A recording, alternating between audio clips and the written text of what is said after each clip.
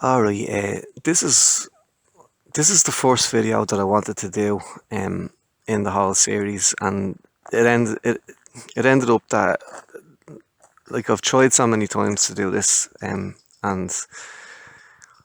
between retaking and editing and everything else, I'm trying to I'm finding it very difficult to find the place to start with this. Um,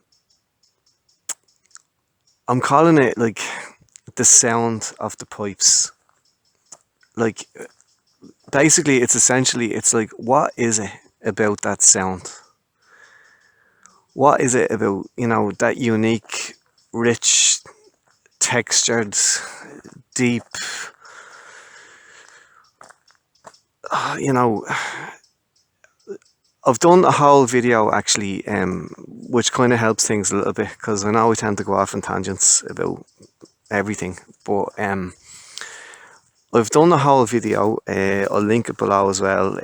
Which where I found over time I've collected all the like the best kind of words and phrases and descriptions and bits and pieces of sentences. Like some of them are singular words, and then some of them are like bits and pieces of sentences that I can best use to describe the sound of the pipes. Generally, now when I say pipes, like I'm largely talking about kind of the pipes that I'm familiar with, which would be primarily the Grey Highland bagpipes, uilleann pipes, and then kind of all the others that sort of fall, I think, in between the range of those two instruments. Like I'm talking about, Scottish small pipes, lowland pipes, or border pipes, if you want to call them that, and then like Northumbrian small pipes, or of course, if you want to talk about Northumbrian half-longs, which is like yet a third name for border pipes or lowland pipes. So that's the kind of compass of instruments that I'm especially interested in, because that's the part of the world that I come from. And of course, on top of all of that, I'm interested in the pastoral pipes, the forerunners of the uilleann pipes and the earliest kind of uilleann pipes, like union pipes, pastoral pipes. So, but that type of compass, like that's the sort of range of pipes that I'm talking about. As you know, like by listening, like to, well, if you're already listening to this, if you've listened to others, like of my talks or ramblings, you'll know that like I mean, the whole, you could talk forever about bagpipes like across the world and the different countries. Like in Bulgaria, you've got amazing pipe as well. Like Kaba Gate has a real rich tone as well. And there's pipes all over the place: Greece, Italy, you name it, France, Germany, the Low Countries, Belgium, Sweden. But because I come from these two islands of Ireland and Britain, these are the pipes that I'm interested in and mainly interested in and familiar with. So they're the ones that I'm mostly talking about. But if I could I've done a whole other video anyway on words and phrases to describe best the tone, the sounds, and the atmosphere that a piper creates and invokes. Actually trying to find words to sum up what I'm talking about. And I'm sure if you're the same way as me, if there's something about the pipes that draws you towards pipes and you can't really explain it, like sometimes you're looking for, I don't know, better people. Like I'd be looking for better people to describe kind of sounds and that richness and that layered kind of quality of like pipes, that delicious sound. And so for a long time now, I've been collecting, like, just as I say, like words and phrases and sentences that I've heard describing pipes, or even like non-related, like stuff that's not even related to piping, but struck a chord with me. like that, I'd hear a phrase or a sentence in a word or a word or something, and I'd go, yeah, like that really describes uilleann piping to me. Or like, bagpiping. Like when I say bagpiping, generally, I'm kind of talking about like the Grey Highland bagpipes. To me, they're the bagpipes, and then if I'm describing other pipes, I will say like uilleann. So I will say uilleann pipes if I mean uilleann pipes, but generally, when I just use the term bagpipe, that's the kind of bagpipe I'm thinking about. I'm thinking about the Scottish Grey Highland bagpipe. In the modern form of the instrument, unless I specifically say otherwise, because that's the part of the world that I come from. That's what, when we say bagpipes, that's what we generally mean. And then if you're Irish as well, we distinctly say uilleann pipes. So when we're thinking of uilleann pipes, we say uilleann pipes. So that's just to clear that up. And when I say the pipes, well, what I mean there generally is like the whole family of instruments. Um, yeah, in general, like pipes overall in general, whether it's the Scottish bagpipe or the Irish uilleann pipe or the Lowland pipe or the small pipes. If I just say the pipes, I'm talking about the broad range of instruments. Um, yeah, just to clear that up, because it can get a bit confusing. Now, mostly though, while I'm making this, and the instrument that's in my mind mostly when I'm trying to describe like this sound, when I eventually do, just hang on, I will get stuck into it here. Um, the instrument that's in the front of my mind mostly are uilleann pipes when I'm thinking of the sound of the pipes. This, to me, the uilleann pipe is probably my most favoured sound of all, out of all the pipes. I know each pipe has its kind of place, and like different, pipes are different. Like, can capture different kind of moods by their tones. I mean, like it's quite a different experience sometimes listening to a bagpipe, as in a Grey Highland bagpipe, comparing to listening to uilleann pipe music. And I find like the other instruments are kind of halfway between like if I'm thinking of a Scottish small pipe, well, I think that's kind of closer to an uilleann pipe in sound, because it's a sort of a warmer, softer sound. But when you're thinking about lowland pipes or border pipes or Northumbrian half longs, I'll have to stop saying like all three names eventually for that. I just always said the term lowland pipes or border pipes. That's what I've always said. But anyway, I find those they sound more like a Scottish, like Highland, Great Highland bagpipe. Um, and then the Northumbrian pipes have their own little sweet sound as well. They're kind of like, I know this might sound a bit stupid of a comparison, but to me they're kind of like almost like the ukulele of the the bagpipe family. The kind of like the little one, that sort of has that pippy, perky sort of, yeah, pip sound. Like it's like pip pip pip pip, and it's kind of happy. Um, like when you hear a ukulele, you cannot just but smile. And Northumbrian pipes that kind of do that for me. I'm not as mad into them now as I would be into uilleann pipes and bagpipes and small pipes.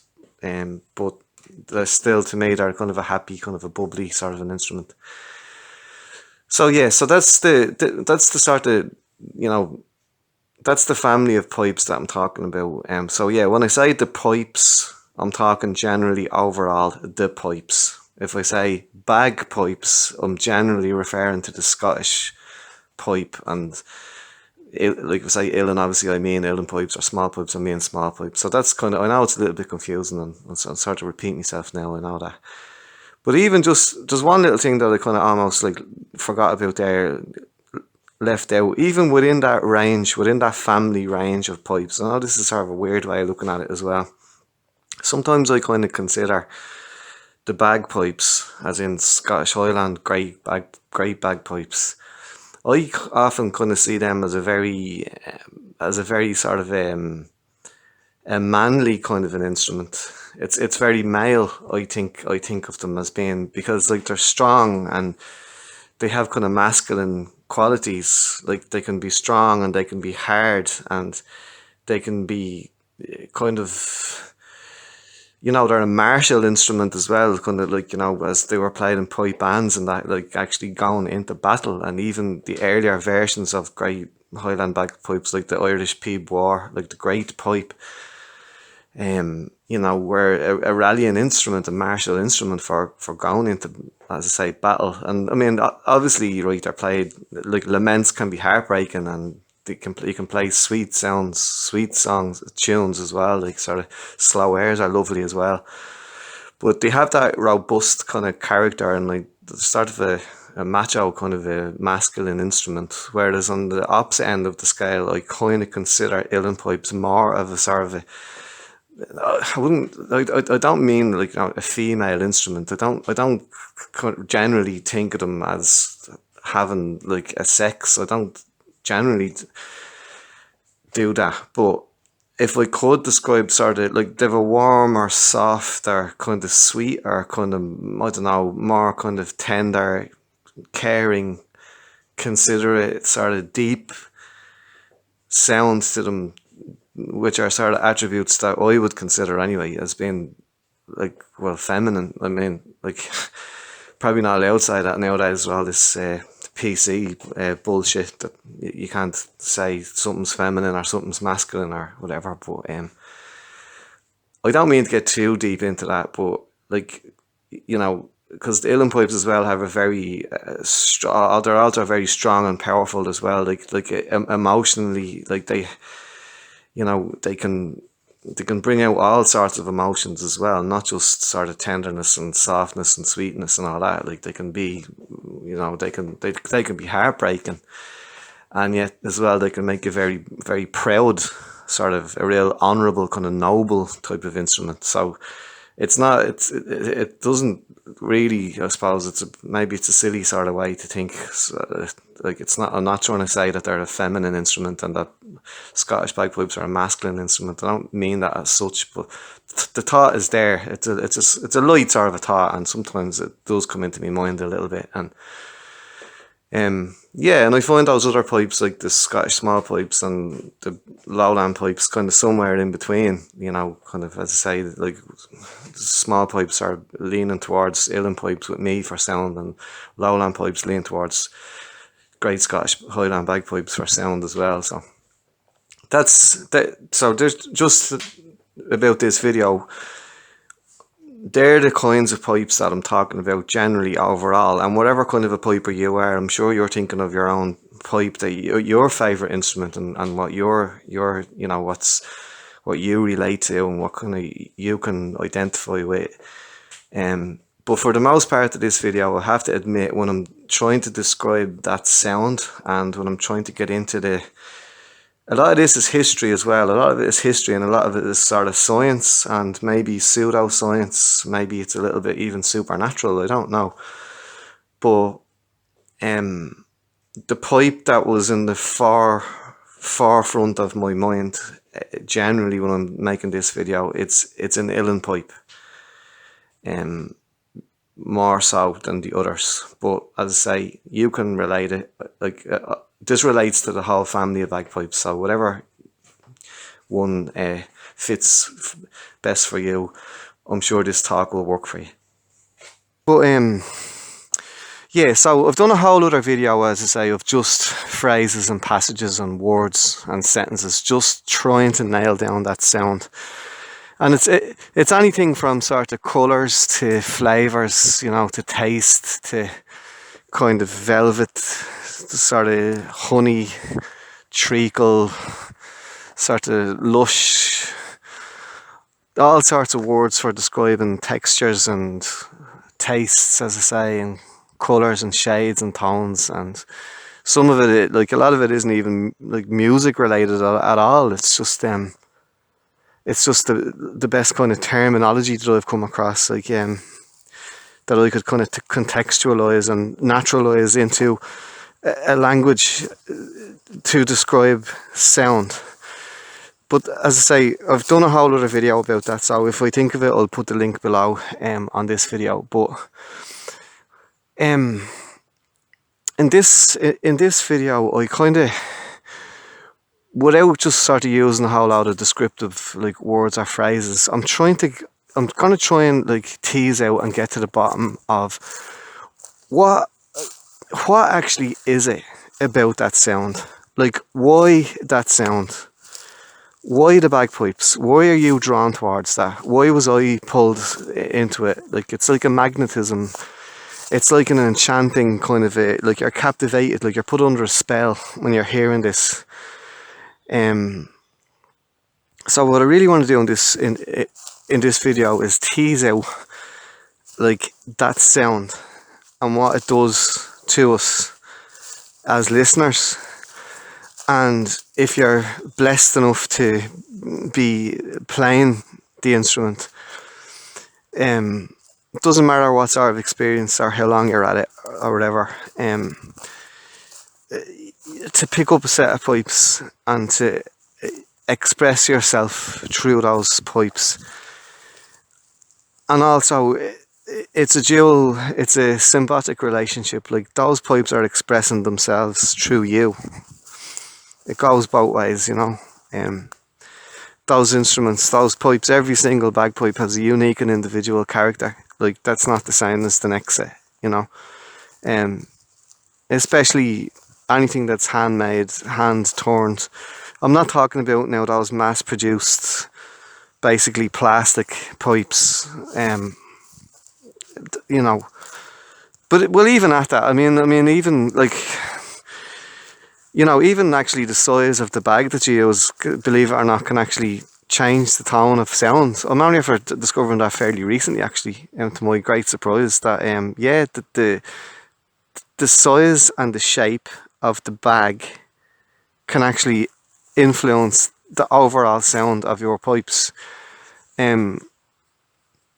Because the bag actually acts as a resonator, you know, as a chamber, I suppose, an empty in it. Well, it's not empty. Well, it's full of air, but you know what I'm saying. Like it echoes. It acts as a sort of an echo chamber and a resonator for your pipes, and it can actually make a massive difference to the sound of the pipes. Like I only discovered this through trial and error. I was getting bits and pieces of pipes and putting them together.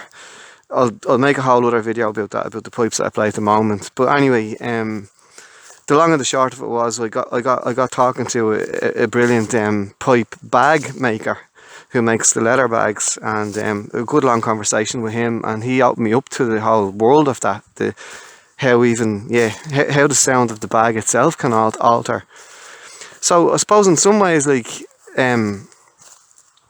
even though you might be playing a plastic set of pipes or Delrin or whatever you want to call it, like, maybe your drones are made of wood, do you know? Maybe like not two sets of bagpipes really ever kind of sound the same.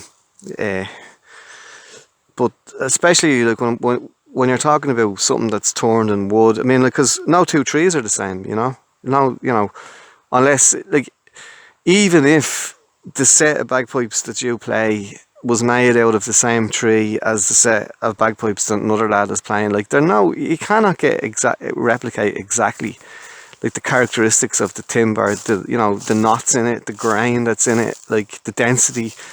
There's all sorts of factors, you know. So every single bagpipe is a unique and individual, you know, instrument. Like human beings, like, we're all unique and individual and irreplaceable. And when you find a set of pipes, as I say, if you're lucky enough or blessed enough to actually be playing pipes, that sound that you draw out of them, well, they're drawing that sound out of you too, as a player. And as a listener, this is kind of what I'm trying to get to, is like what it's doing to us as listeners.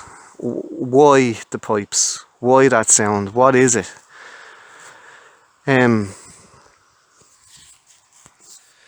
So I'm gonna get really deep here into this. I just thought, look, why not? You know, why not just do it? Why not make this video? And look, I'm gonna lose a lot of you as an audience, because maybe you're just not that into this, you know. But I don't know really of any other YouTube video that that is doing this. So I've never really kind of came across anyone else that's talking about that sound off a bagpipe in so much depth and detail that I'm going to attempt to do. Listen, just don't mind my voice. I'm out for a walk in the woods and I'm going over rough ground, so it's I'm not a weirdo if I start doing like heavy breathing or anything like that. It's just because I'm walking up a hill or I'm out climbing over a rock or a tree trunk or something like that. So just don't mind my voice if I get out of breath or it changes or whatever.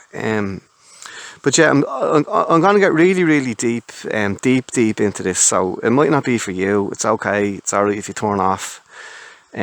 If it is for you though, I hope to bring something to you. I hope I go some way towards explaining it. Well, I can only explain what it means to me. And like I often say in lots of my videos, I just wish I had somebody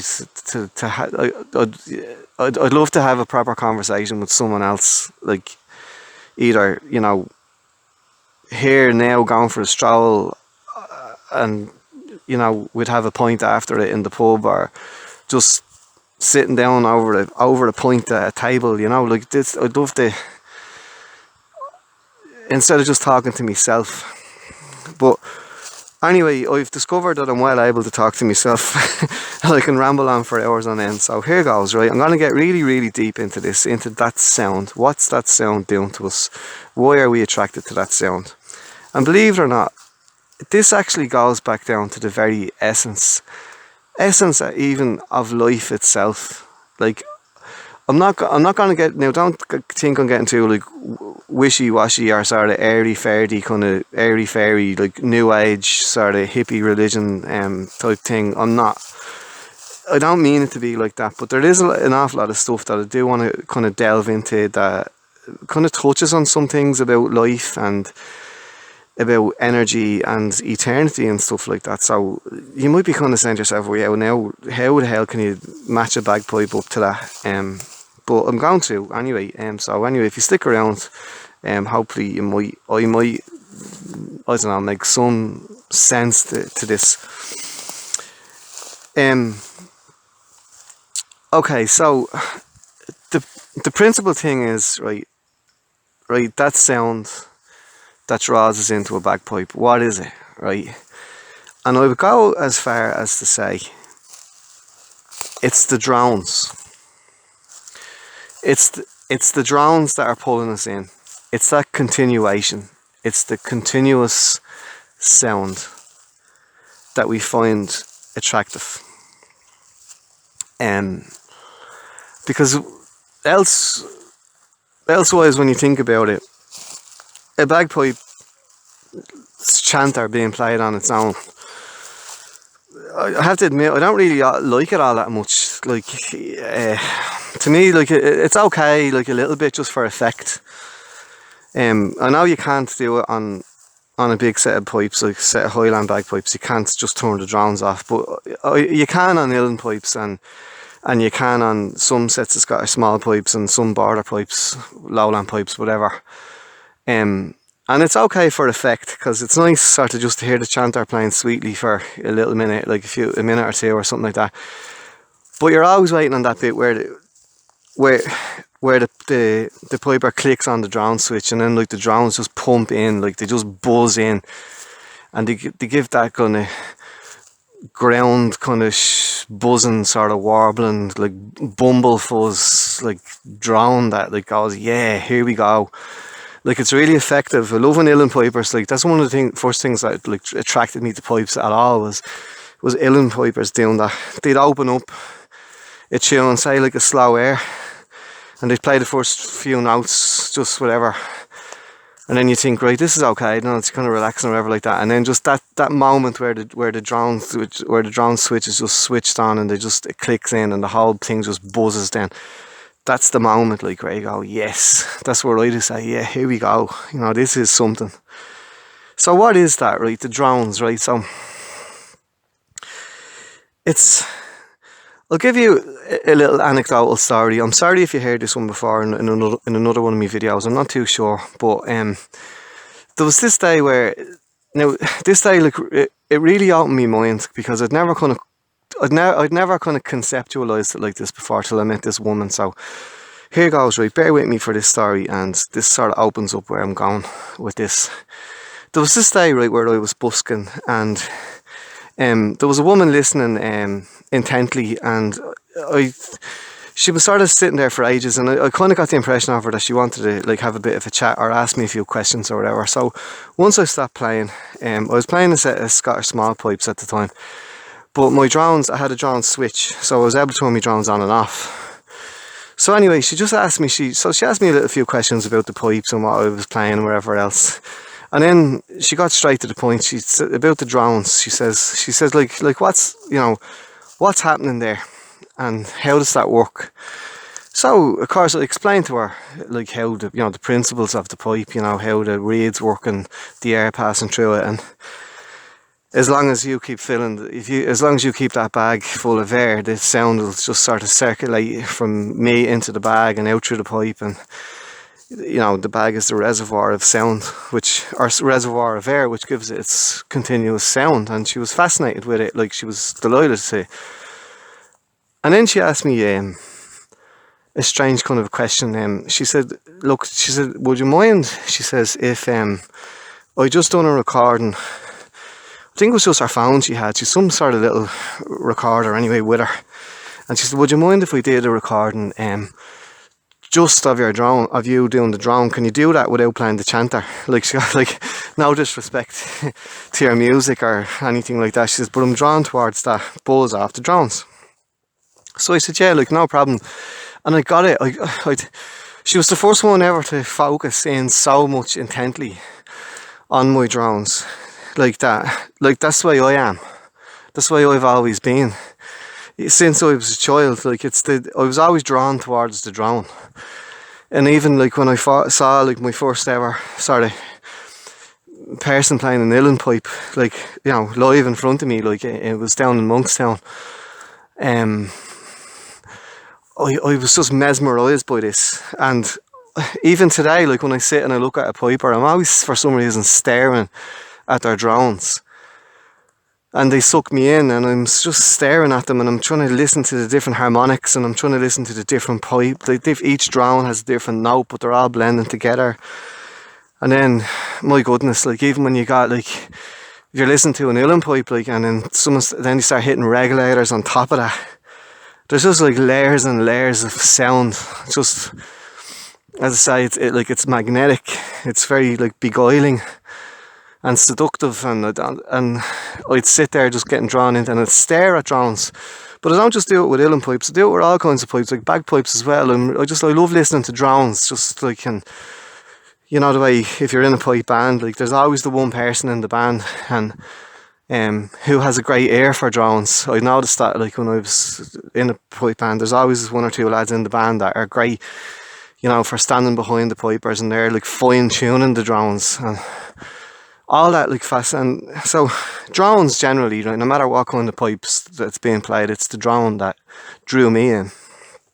So for the first time someone else said this to me, so I was kind of quite surprised by it. So I said, "Yeah, no problem," right? So anyway, to cut long story short, she put on her recorder, and I just basically played the drones for like a solid 5 minutes.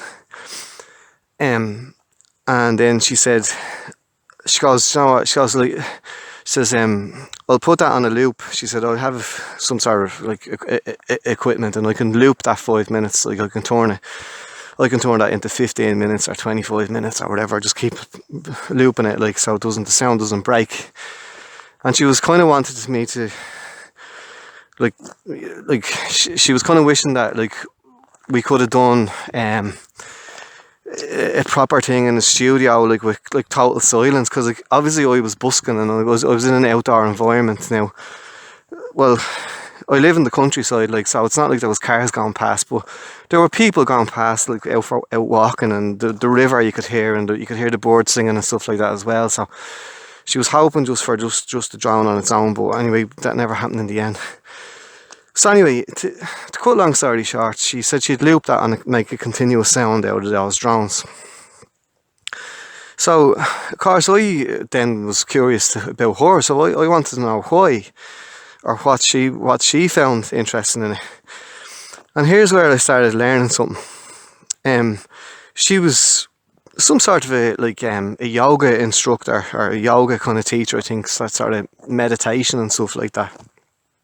And she was telling me about how sound can be kind of therapeutic almost, not almost, it can be therapeutic, and how it can relax people and how it can calm the mood. And she introduced me to the idea of those, I think they're called like singing bowls or humming bowls or something like that. And if you never came across them, which I hadn't anyway up till she said it, basically you've got a bowl and a kind of a stick kind of thing and you can either tap the bowl and it rings. It sounds kind of like a bell. It sounds a lot like a bell, but the resonance of it, like, it just rings. Like, you tap it and it goes like bing, and it just goes on for ages. And before the sound dies away, like, you gently tap it again, and then it goes. That continues it on for longer. And I'm not so sure if I have this right or not, but if you, I think if you rub the stick around the edge of the bowl or inside the rim or outside the rim, I'm not so sure about how to do it. It gives a continuous sound. Much like, do you ever see someone doing that trick? I think it's with like a brandy glass or kind of crystal or something like that. I think it's where the person wets their finger and they rub it around the rim of the glass, and the whole thing resonates, like it goes ooh, that sort of thing. And she was explaining to me that in her sessions with the people in her class, they do this. They've got these bowls, and like, they've different sizes and they're different depths. Some are deeper than others, and some are more shallow, or some are broader, and all that. And obviously the different shapes of the bowls produce different sound. And kind of what you have in effect, she was explaining to me, was that they're all making this kind of drone noise, which is kind of this continuous sound, which, I suppose, like, right, it relaxes you. It relaxes the people in the group, and then they kind of harmonise with it or whatever. But the thing about it is, and this is what I'm learning more and more about, and what I want to really dig deep into this in this video, if I can get to it, if I can. It's much more than that. It's much more than that. It's a nice sound and it relaxes you. This is where we're getting into the realms of, like, right, it's, like, energy. And I could go as far as to say it's sacred sound. Now, look, this is where, if you're reaching for the off button and you want to say, look, you're going way too, you're going off the rails here with this sacred sound and stuff like that.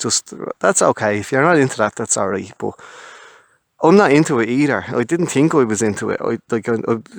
I don't generally go for this kind of stuff, but this woman kind of opened my mind up to an aspect of pipes that I hadn't thought about at all, and I've never really heard anyone else talking about either, right? So here goes. Sacred sound, right? So without sounding too new age or whatever like that, right? This is a very, very ancient and old concept of music, and I think I spoke a little bit about it in my deep history of the bagpipes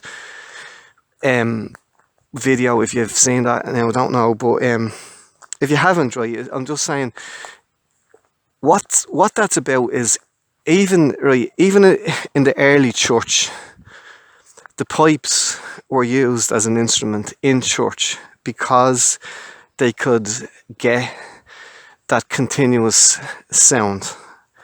Okay, so think about this now. We're back in, like, medieval Europe 1,000 years ago, and the monks, with, just say for example, one sort of version of, like, the monks singing, it's, that kind of, they call it, like, Gregorian chant.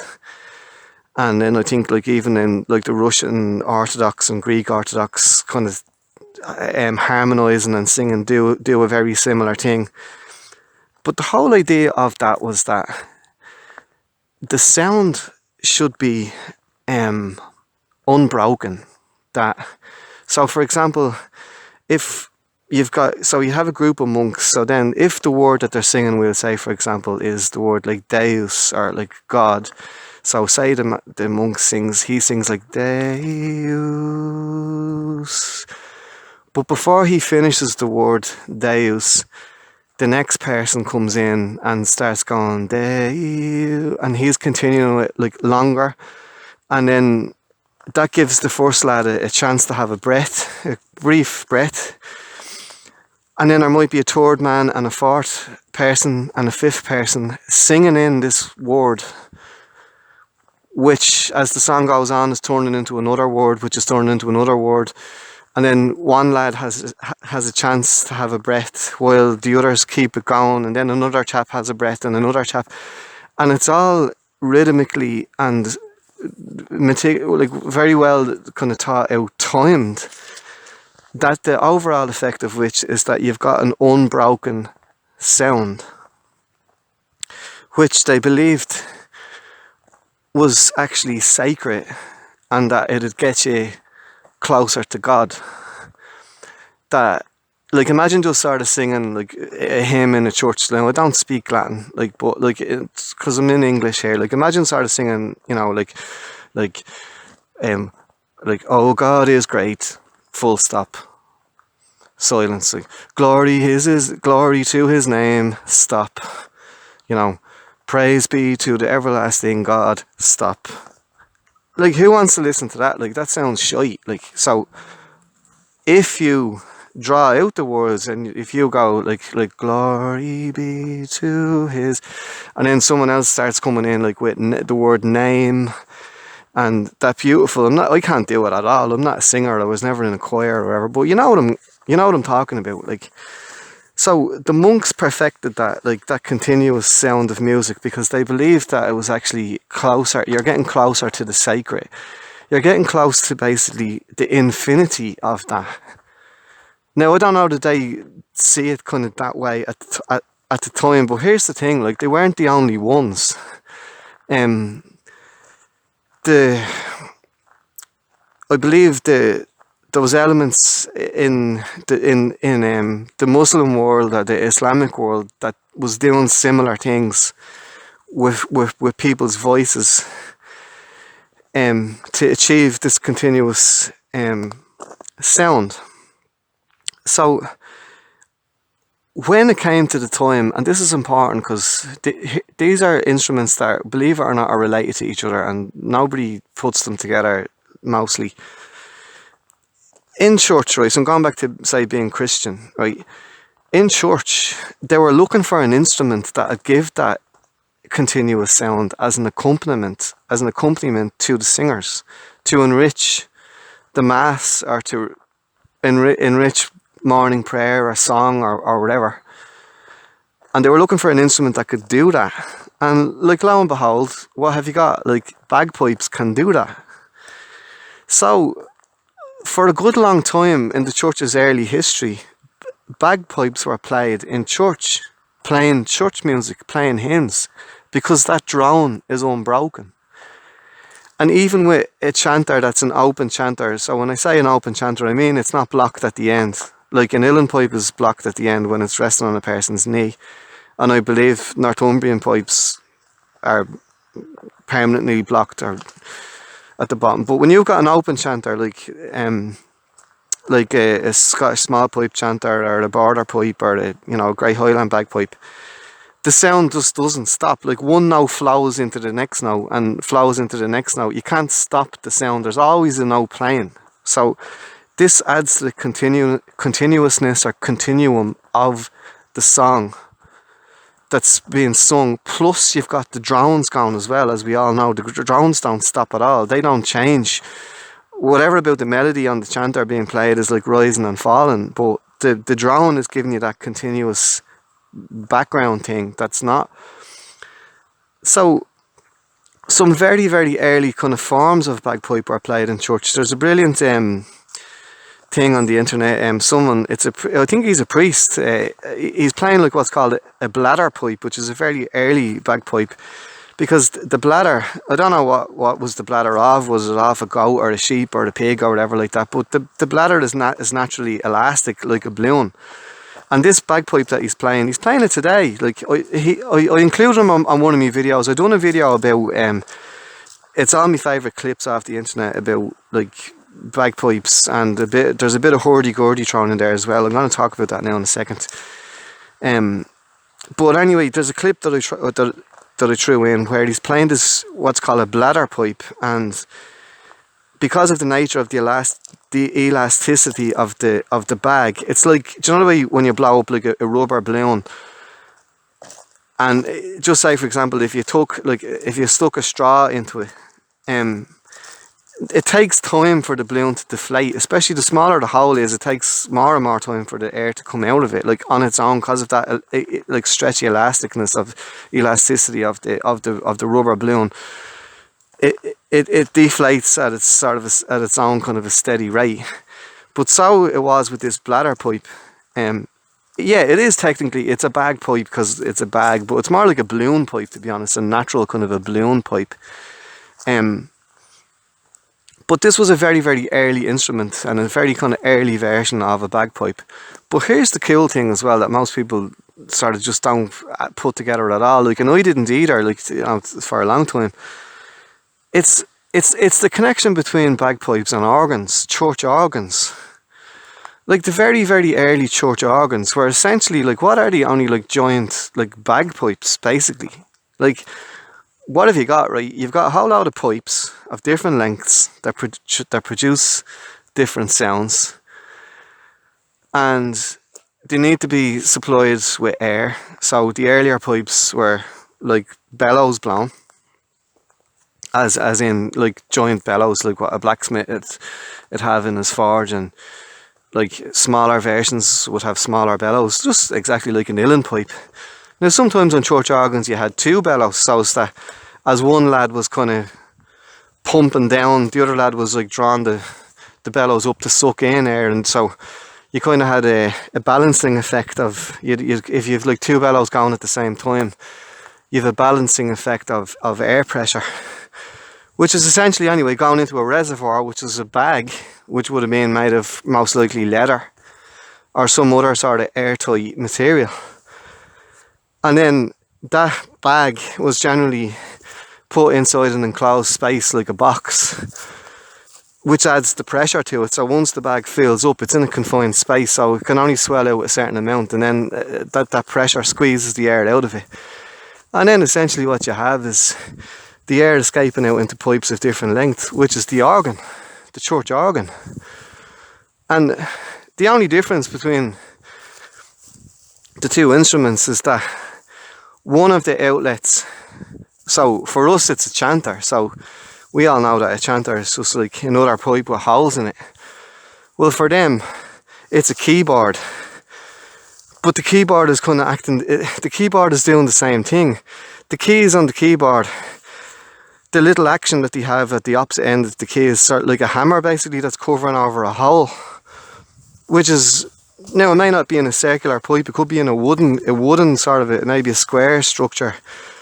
So if you could even picture a wooden pipe or whatever, but essentially the key opens up a hole which makes the air get out, which gives you that different sound. So the only difference between, it's like it just have to make me think there. It's just like the keys on a modern uilleann pipe. Like you've got a key that's covering over a hole that's on a spring, and once you press the key, like the key opens up the hole, and then therefore now you've got a new note, like a new sound. Or if you look at like clarinets, oboes, silver flutes, whatever, it's the same kind of system. So those keys, like if you can imagine that being in the form of a keyboard, well, there's your early organ. But anyway, the whole thing is what they have in common, obviously, is that they're supplied with air that goes into a reservoir, which was a bag, a giant sack made of leather, and then the air escapes out through pipes of different lengths. and the pipe that we're familiar with stayed almost like unchanged. Well, very little change done to it in the form of a bagpipe as we play. But we'll call it a sister instrument, or a relative of the bagpipe is the church organ. But the whole point of the whole thing, of the whole church organs and bagpipes, and as I say, was to give this continuous sound, which brought you, because when you think about it, right, God, like the divinity of infinity, like God is infinite, and so they're looking, and here's where we get back to energy, right? They're looking for something that's gonna make sounds that are continuous and infinite, to get close to, like, even like come close to reflect the great creator, like the infinite. So this is what the whole idea of the like continuous sound, how it was deemed to be sacred. And from the Arabian countries, or the Muslim countries, this is the best knowledge that I have on it anyway. They had also developed a similar kind of way of thinking about sound, and the continuous sound was sacred also in that part of the world, and they developed a system. And essentially, the instrument though that they came up with was the very early version of like a hurdy-gurdy, which was called, at that time, was called like the wheel instrument, or the wheel fiddle. Sometimes it was called like later on, or whatever.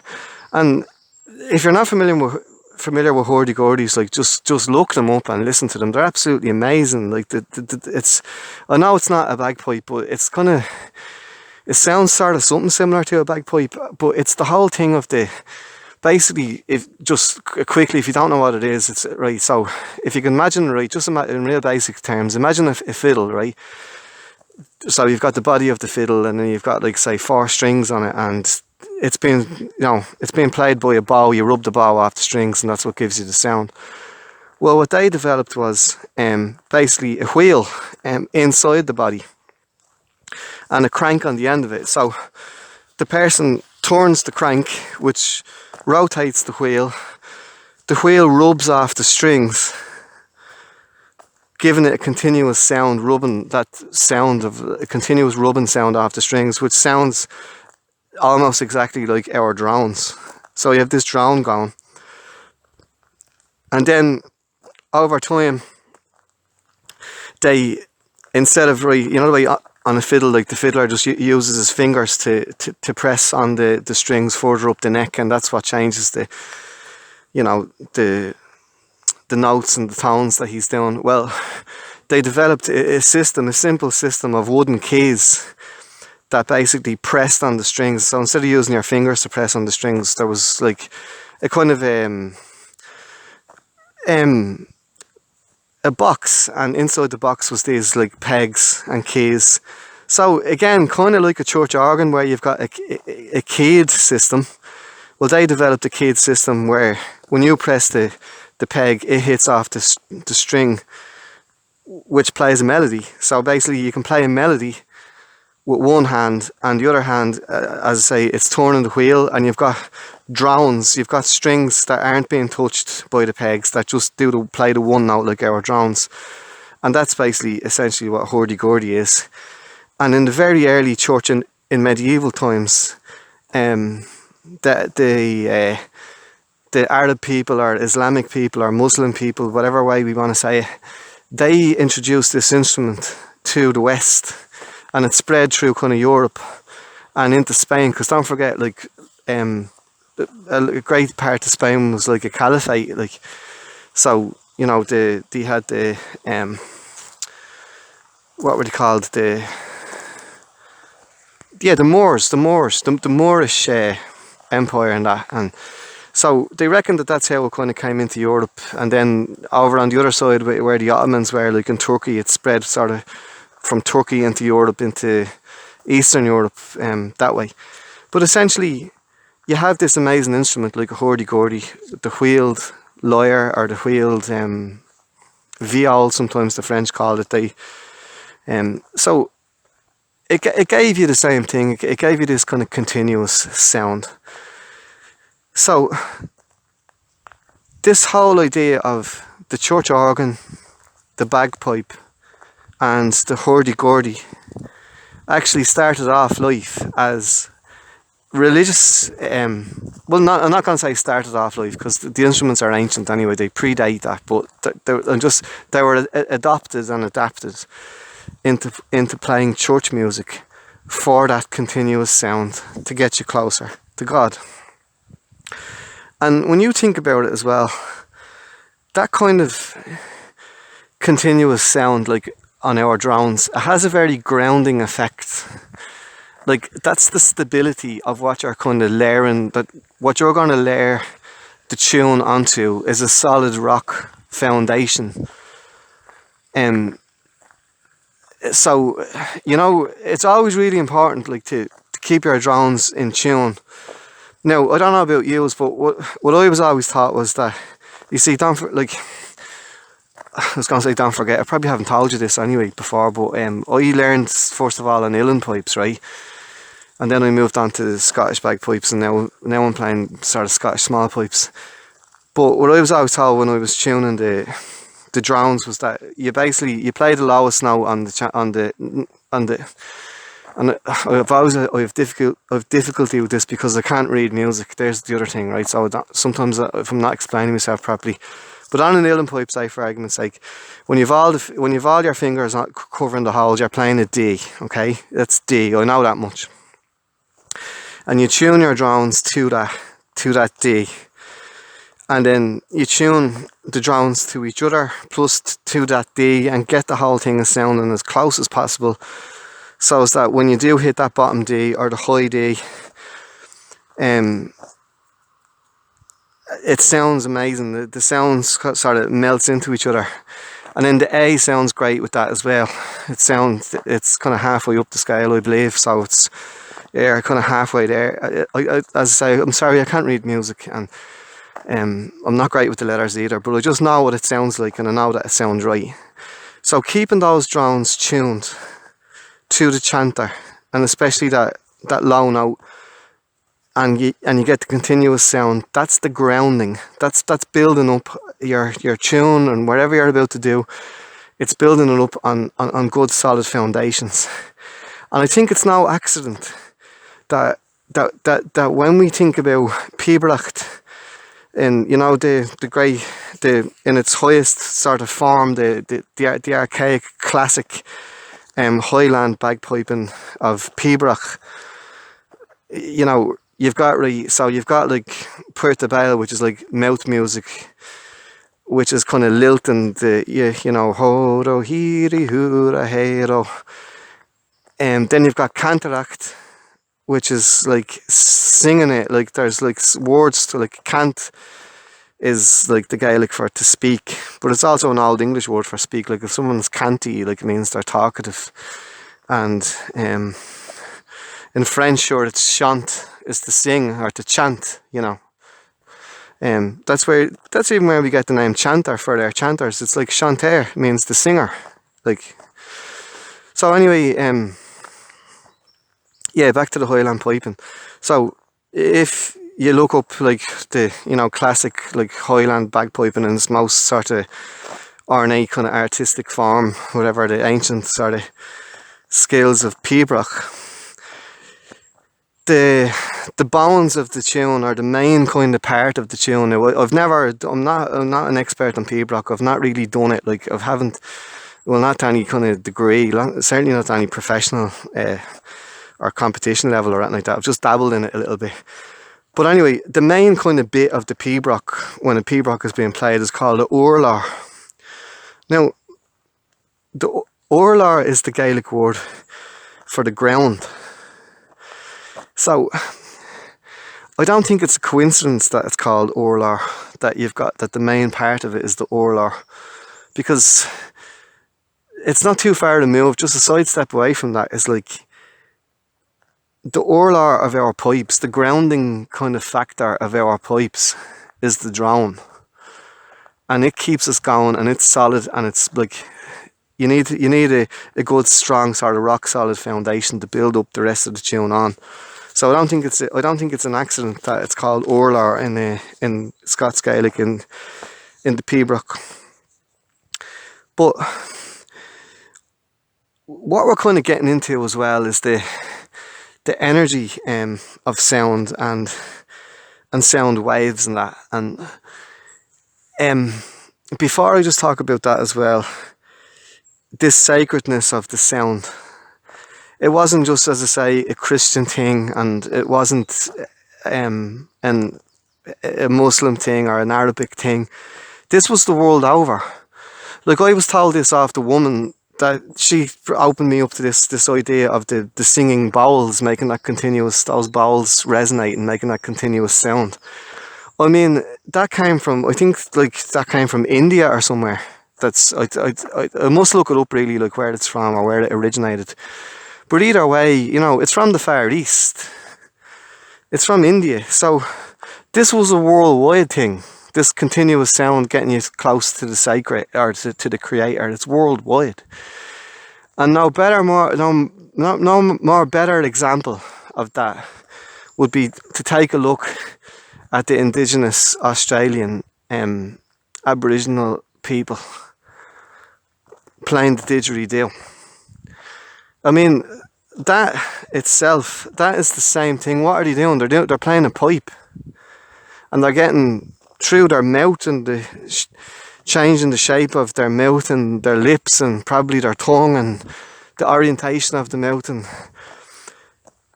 and by using circular breathing, they're getting a whole load of different notes out of that one pipe.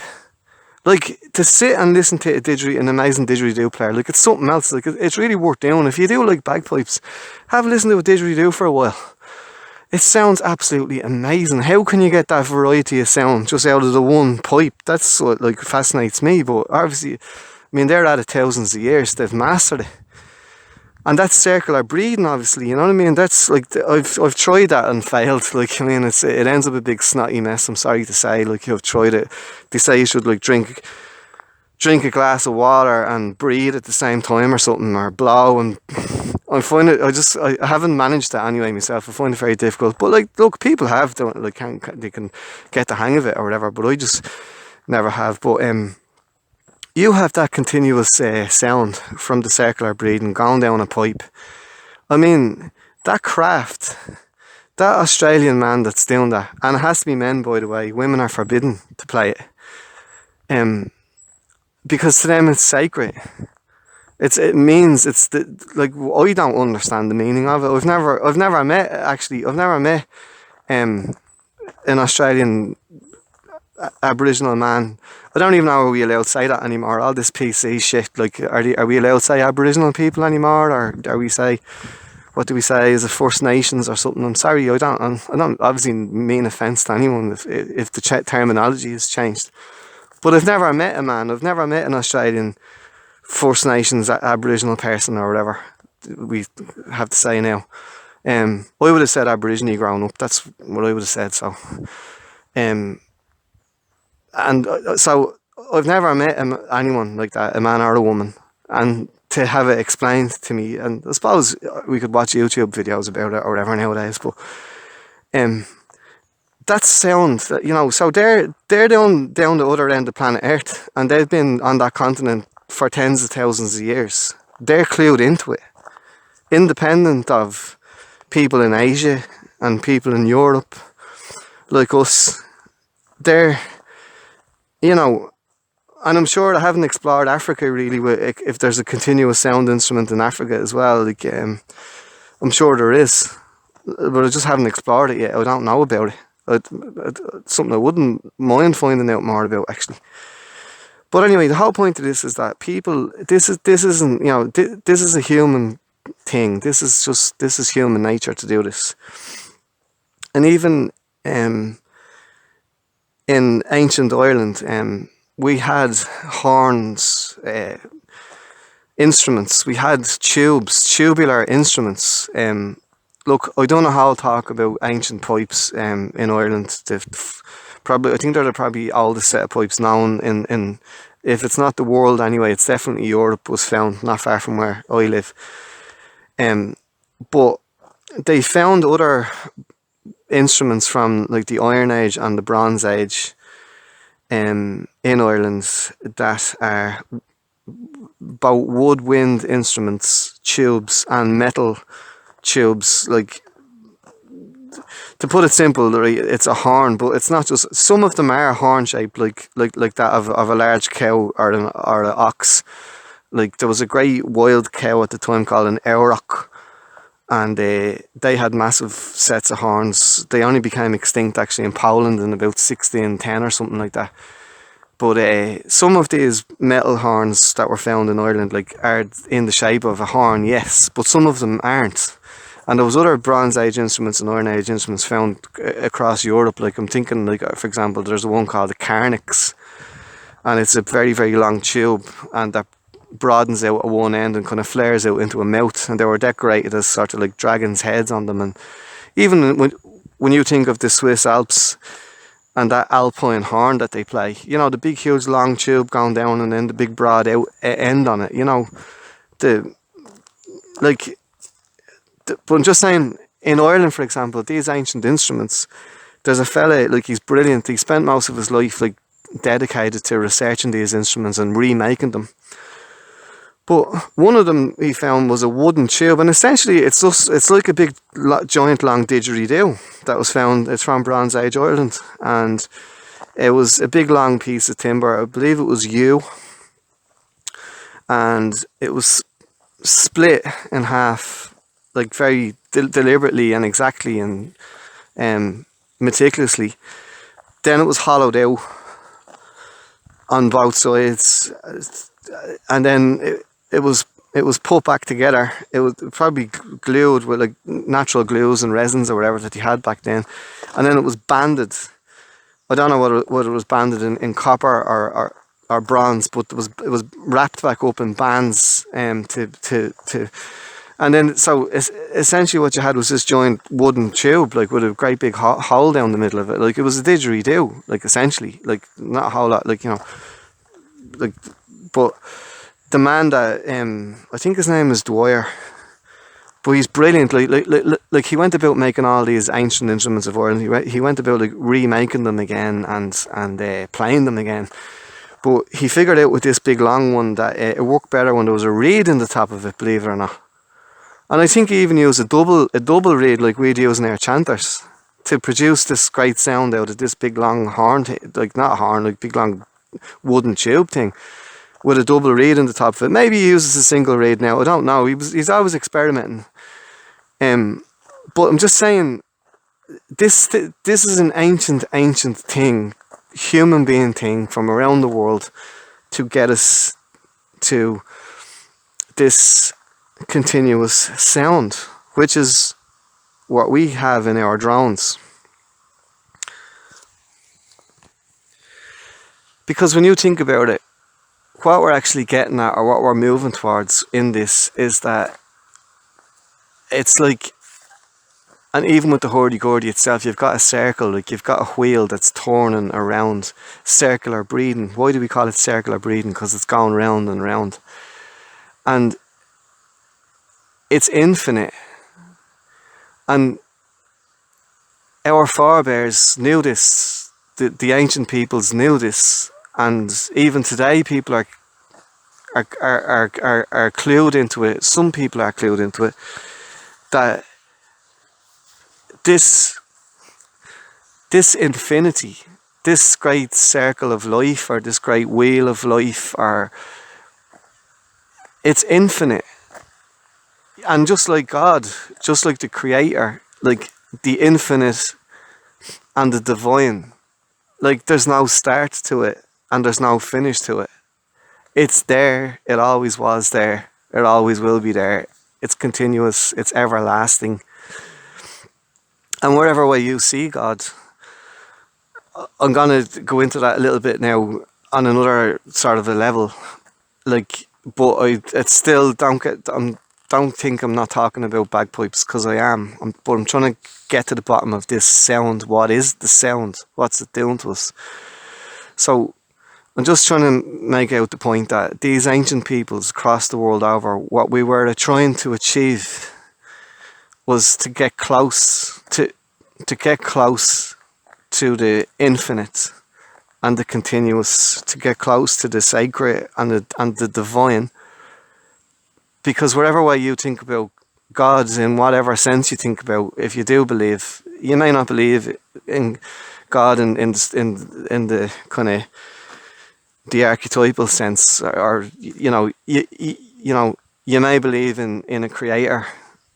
I don't know. It's personal. It's a very personal thing what way you think about God or creation and religion or life or faith or whatever.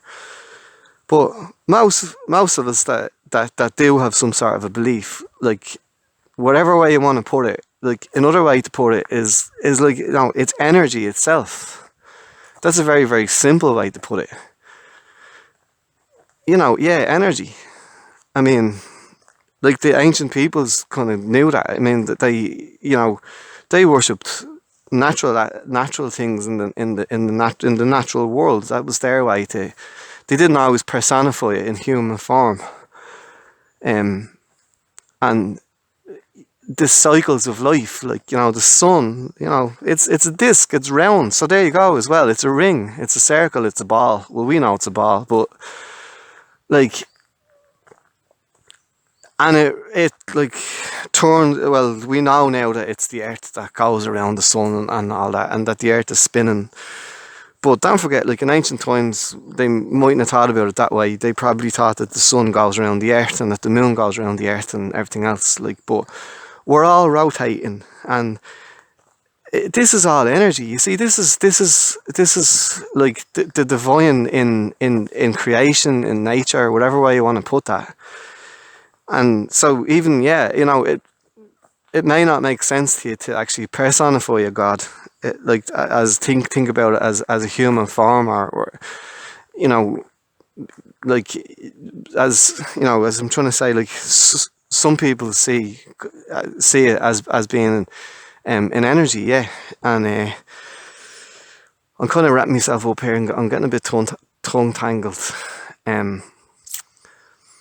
but. Even within Christianity, I always thought that this was nice. That like even within Christianity, like there's three, the three kind of bodies or whatever in one God, and they're all equal to each other, right? A Father, a Son, and a Holy Spirit. But I'm just so glad that they left room for the Holy Spirit. That there is a spirit. That's. And the way it was explained to the pagan Irish was that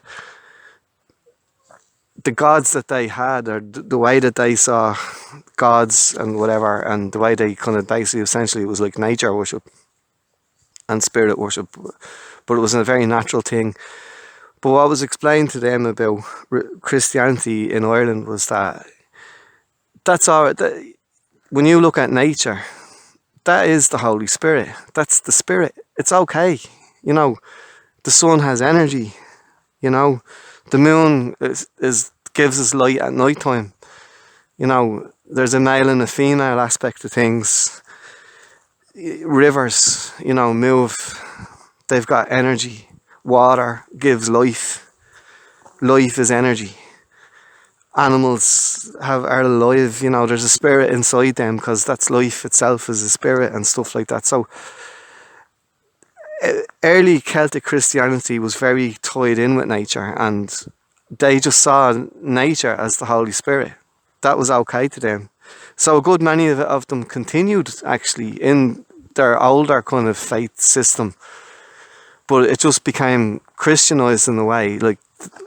So we've got like lots of holy wells and stuff like that, where people would go to pray and bless themselves and wish. Where today it's just a wishing well. It's not a wishing well, but they weren't just wishing things. They were praying for things. They were praying for help in their lives. They were praying for sicknesses to be healed for others. They were using the water, its curative properties, um, a symbol of refreshal and renewal and clean, and these things were just sort of Christianized, but the essence of the thing remained the same, and it was explained to us, I think, very well. Like, there wasn't one drop of blood spilt when Ireland was being Christianized. Unfortunately, I know that you can't say that, for that's not what happened in other parts of the world, but in this part of the world anyway, it wasn't a conquest, it wasn't a military thing, it was a very gentle thing done over time. And as I say, it incorporated the previous spirit worlds and natural world into just being just that, the Holy Spirit. So you can feel closer to God and to nature, and you can feel closer to God in nature. But the whole point of all of this stuff is that everything kind of within nature, which we are part of, has energy in it, right? So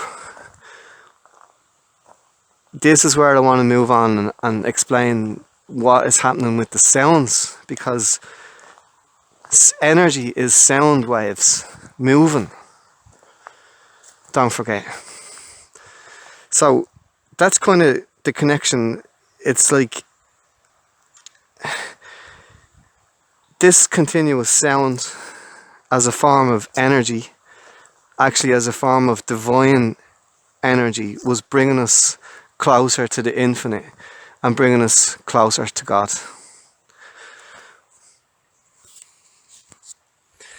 Now I'll just pause on that point for a second, because I'm going to pick up on it again in a minute. But that's the ancient stuff, and unfortunately, I think that as the centuries moved on and whatever, the bagpipe fell out of popularity in churches, and as did the hurdy-gurdy.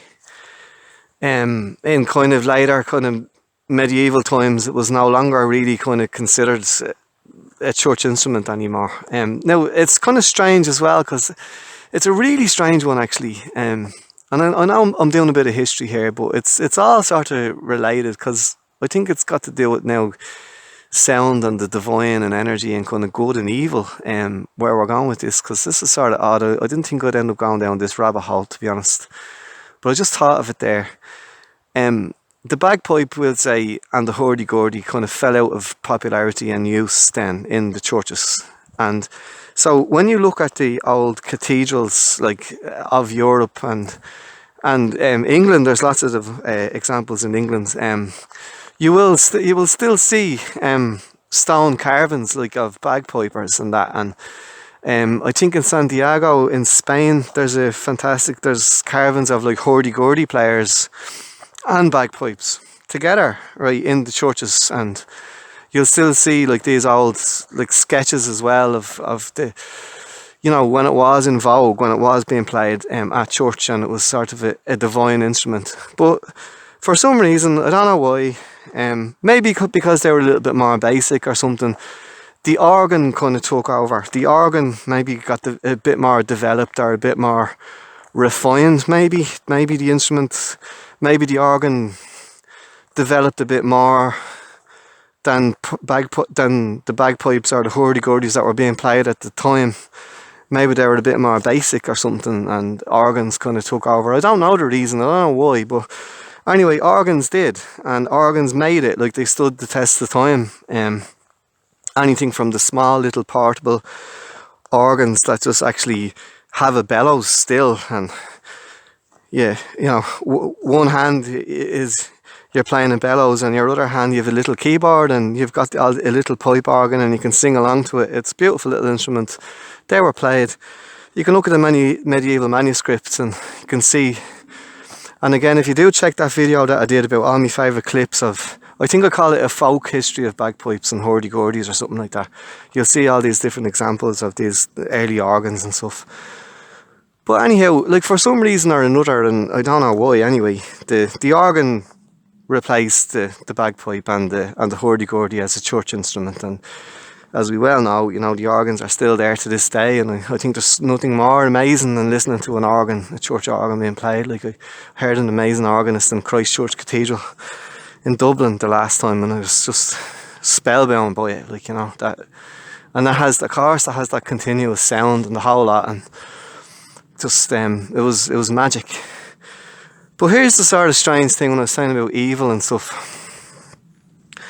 For some reason, anyway, the bagpipes then weren't played in church, and hurdy-gurdies weren't played at church anymore, and they kind of dropped through society kind of thing, and you'd get sort of minstrels, kind of maybe court minstrels, and they're popular phrases in court, but even then that's dropped down throughout the centuries as well, where they weren't sort of held in the same regard as they once were. And they seem to have sort of dropped through this society, like, as then they ended up sort of just being kind of like street performers then, and sort of like wandering minstrels, and kind of even like beggars, and kind of down and outs, and sort of ruffians, and sort of undesirables, and I'm not saying that obviously everyone wasn't like that, I don't mean that, but like you will get the depictions, like pictures of bagpipers and hurdy-gurdy players kind of just like kind of associating like in with the kind of like gangs of kind of peasantry, and they're all sort of drunk and stuff like that, and it's as though that the sort of status of the instrument sort of came down an awful lot across Europe. And although I'd love, and I have to do a whole separate documentary about this as well, for some reason in Gaelic society in Ireland and Scotland, it was always held in high regard and high esteem. It was never really kind of considered a vagabond sort of a street urchin sort of vagabond kind of an instrument. It was always held in very high regard. Not so much so in England, I would argue. It declined in England as a social instrument for some reason. And I don't know, was that sort of attitudes towards music and the peasantry, and then, for some sort of strains of Christianity, like, got really strict about stuff like that, and, you kind of, that sort of drunkenness and sort of, like, dancing and sort of debauchery and all that sort of stuff, like, ends up kind of branding the instruments as sort of evil, sort of, wicked kind of people, and wicked sort of musicians, and sort of causing people to dance and get drunk and fornicate and all, like, and it's sort of in some of the depictions of bagpipes then, and sort of from the sort of 14, 15, 1600s sometimes, yeah, like the piper and the hurdy-gurdy player is sort of seen as a wicked kind of sometimes it's a sort of a sinister figure, like Death. You see Death playing a bagpipe, when you had the plagues and various plagues in European history. Or the devil, sometimes you'd see images of the devil playing a bagpipe. So it seems then to be associated with the sort of the lesser, the bad side of life. I've seen various images of the devil playing a bagpipe. And I just think that's fascinating. And the same with the hurdy-gurdy player. Like, you'll still see old paintings and images of, even still, the bagpiper and the hurdy-gurdy player are beside each other. Kind of roving about, kind of from town to town, kind of collecting at fairs and sort of like, entertaining the peasantry eventually. And you get these sort of less than flattering sketches and paintings of bagpipers and hurdy-gurdy players, like with the devil behind them or something like that, or the devil's playing them and things like that. So I kind of think it's fascinating that it had gone from a religious, holy, kind of divine almost instrument, and the sound of it, that it ends up degenerating way down low, that it tumbles down to the opposite of that it ends up becoming a dark, evil instrument. Now, it's just, it kind of boggles me, I suppose. I like, maybe it's just the associations that the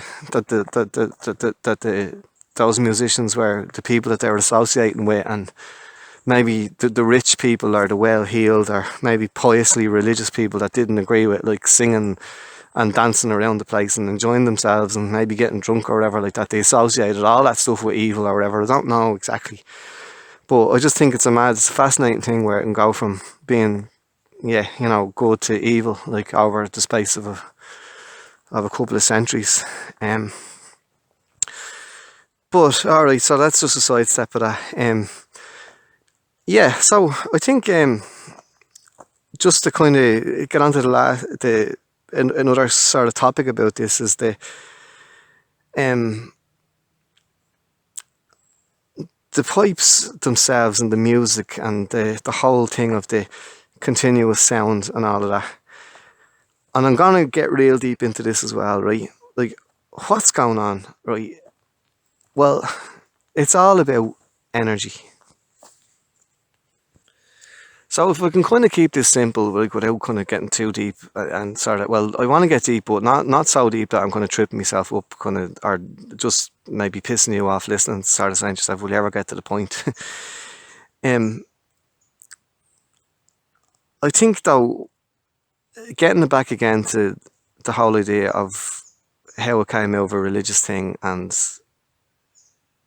you know, that far back in time, to it having an effect on us now, that there's something still that calls us through a pipe, which is the drone, which is that continuous sound, which is that magnetic, attractive, alluring, hypnotizing, even pull that's drawn us in towards it, right? And my only best way to describe this, right, as I keep saying the word, right, energy, right, is everything that we know, like down to like light itself, like life itself, right, is energy. Okay, so, and we measure energy, as you know, in waves, right? So just bear with me with this for a second, because it's quite important, and I think it will go a long way towards describing what's going on. Why are we sucked into it, drawn into the drone? So you think about, right, even the very essence of yourself as well, right? So your heartbeat, right? What is making your heartbeat? Like life itself, right? What is making your heartbeat, right? Energy. And your heart is beating and it's pulsating. It's pumping the blood around your body. So even that in itself, right? There's the circle, right? It's circulating the blood around your body. And I touched on this as well in that ancient history of pipes in Ireland video. An old name for the bagpipe in Ireland was cuislach and cuislanach. Now, cuisla means your pulse. It means a beat. And not a heartbeat as such, not a like dum dum dum dum, not that sort of a beat. Cuisla means a pulsing kind of flow that you get through a vein, like, or an artery. And even the tube itself of a vein or an artery could be called cuisla. So I think it's fascinating that a very early Irish term, this has gone back to now, like say the 5th century, for a bagpipe was cuisla, which means the pulsing or flowing. So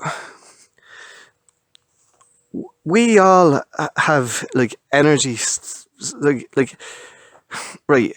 Even right, light itself is light is energy. Heat is energy. You know, when you shine like the if you shine a light beam, if you go out to the back garden and you shine, you've got like no light pollution and you've got like a totally black sky, and you turn on a light beam and shine it up through space and then switch it off, that light beam will just travel on forever and ever. Okay? Into space. So, like, so we know that things are like light years away, and we measure everything in waves. Okay, so we'll say like light waves, then you've got heat waves, like microwaves, sound waves. That's our way to measure energy. That's our human kind of way of measuring energy. And so again, it ties into the whole thing of the infinite. Like, as I say, that light that you look up at the night sky and you see a star, right? Well, maybe that star burnt out like 1,000 years ago, but it's after taking the light that long to come through time and space, to go through the void of space, to actually go into your eyes. And if you receive the light from a distant planet or a distant sun, you have not acknowledged and registered that. And that's because you're alive, right?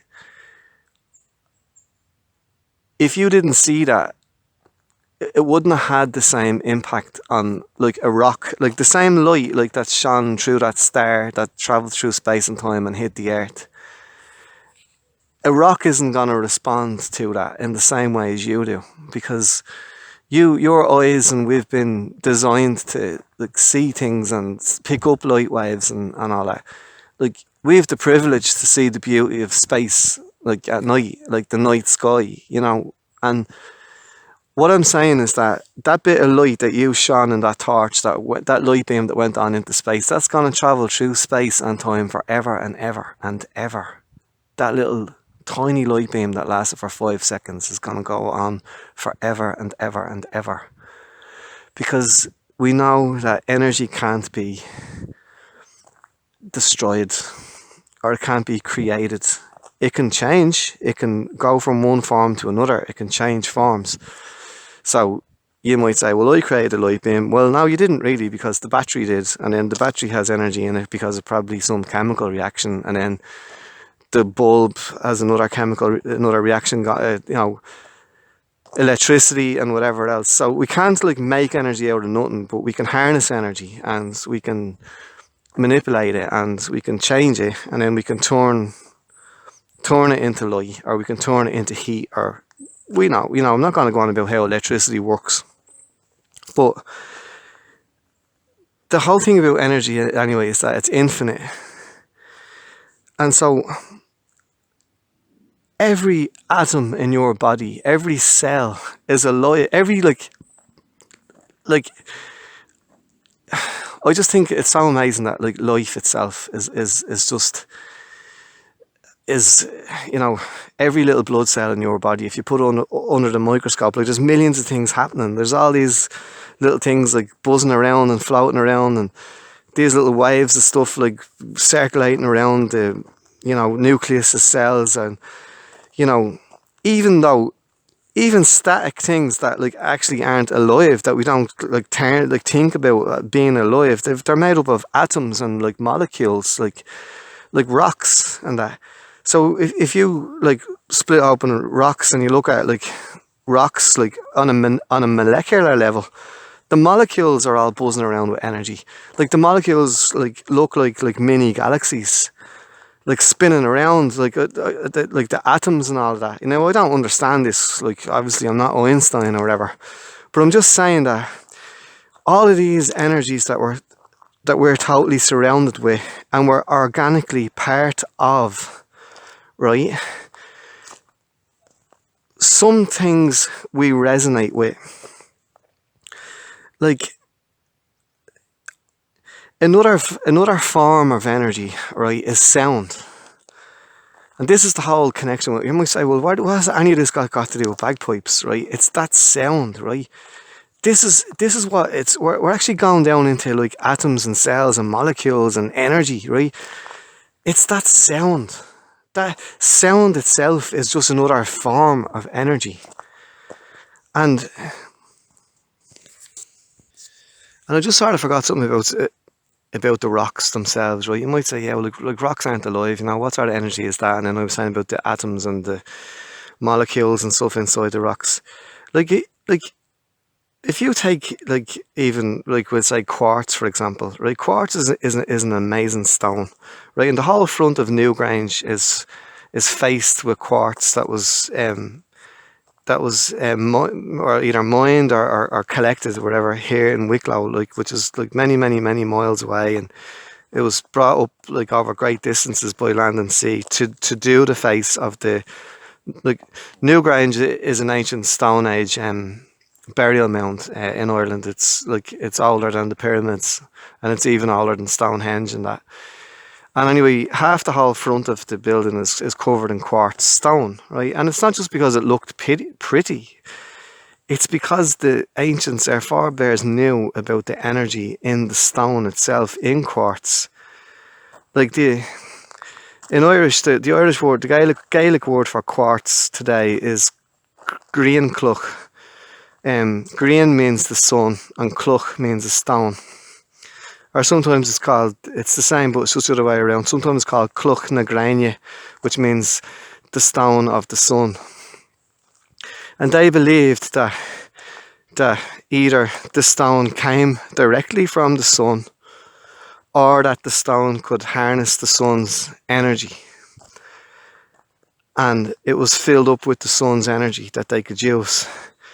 Now today we know that as piezoelectricity. So if you ever get two pieces of quartz, and it doesn't have to be like proper like quartz crystal, like clear crystals. Even quartzite will work just the same way. So quartzite just looks like quite like marble. It's kind of opaque, it's kind of glassy looking, but it's like white or milky, kind of milky. You've got rose quartz and smoky quartz and different types of quartzes. But if you get two pieces of quartz, right, and you turn out all the lights and you rub them together, right, the stones actually flash. They light up like bolts of lightning going through them. Now it's very quick. If you constantly like rub them together at a very fast pace, they'll almost glow from within. Now this isn't sparks coming off them. It's not like that's obviously you get that with flint and iron, which is another chemical reaction, which is actually making light and heat. But no, this is happening inside the quartz stone. So the quartz itself is like lighting up. Like it's called piezoelectricity, and it's all got to do with like protons and neutrons and stuff like that. I don't really understand it, but what I do understand is that the ancients knew this somehow. So I'm only imagining, like, I'm just trying to think about, like, if you were back like 5,000 years ago and it's black dark and you had a big quartz boulder on the ground, and then you had another big quartz stone, big huge rock in your hand, and it's pitch dark. I wonder what it'd look like if you smashed those two stones together. Would the whole lot have like lit up like a flash of lightning or something like that? You know, just me thinking, wondering. But don't worry, I'm gonna get back to pipes, right? It's all about sound and energy, right? Sound is another version of this energy. But even to this day, like when you look at a good watch or clocks or whatever like that, it often says quartz, right, on the clock, on the face of the watch or whatever. Because guess what? Like, quartz keeps time. Quartz has a natural pulse. It's called, like, as I said, piezoelectricity. I don't know if it's like electromagnetic or whatever, but it's this pulsing energy that's inside the stone that keeps time. Now just pause for a second there. Like, it keeps time. In other words, even the seconds that we measure off this natural stone that pulses the same way as it keeps the second hand in time, keeps all the gears in time, motions of the clock in time. Now we're going into a whole other dimension between energy and time and space and music and sound is another energy that we are sensitive to and that we create. And I think that's the attraction. There's wavelengths of sound. like how do we measure energy? Only in waves, right? That's our simple human being way of measuring sound. So, you know the way, like you know the way, say, if someone's hooked up to a heart monitor or whatever, and you see the blip, right, like the heartbeats, it goes dum dum, and then the blip on the screen, it's usually this green screen, like, I don't know what it's called, like the heart monitor, anyway, yeah, the monitor, like, and so you see this kind of green line kind of going along, and then it goes blum blum, and then like it rises and falls like real quick, like corresponding with the heartbeat, okay? Well, that's the way we measure energy, like as in waves, like, and we measure sound waves like that as well. Um, but what's even more amazing, that's like a one-dimensional or a two-dimensional way of looking at sound. Like everything we measure in waves, every type of energy, like heat waves. You know, we know about like waves, microwaves generate heat as well, and you know if there's an earthquake, like the whole ground vibrates, and you have those like little needles on the Richter scale, like moving along the paper. And then when we have a look at the piece of paper, we can see the waves like rising and falling, all got to do with the vibrations. So this is how we measure energy, as in waves, okay? But what I think is the most amazing thing of all is that it goes even more deeper than that. That, just say for example, right, if we're going to take a sound wave, right, if I can put this real simply, right, take that line on the page, that's the wave that's going up and down, right? We're talking about a sound wave now. Well, if you could take that line off the page and turn it into a rope, right? So we've got a rope now. That line is a rope. And if you put it on the ground and, you know, trace the rope, so like it rises and falls and then goes flat in the bit for the middle, and then it rises and falls again, or whatever like that. That'd be like how we'd kind of measure sound, as in waves, okay, going up and down like that, right? But here's the most amazing thing ever. If you can get a cross section of that sound wave, if you can snip that sound wave in half, imagine cutting that wave in half and having a look at the cross section of it. What would you see? And it's been done before. So imagine we picked up that rope and we got a big sharp scissors or the shears and we just snipped it in two. And we looked at the strands that make up the rope, right? So obviously the rope is made up of strands, and we're looking at it and they look like sort of circles, like strands, right, that make up the rope, okay? But imagine doing that in real life, right? Well, I've only fairly recently discovered it. I don't know how long this science is out there, but somebody done that, right, where how they were able to look at the cross section of a sound wave, right, is they got a drum skin, like say a plastic drum skin, you know, it's say made of white plastic, okay, and they put it on a speaker.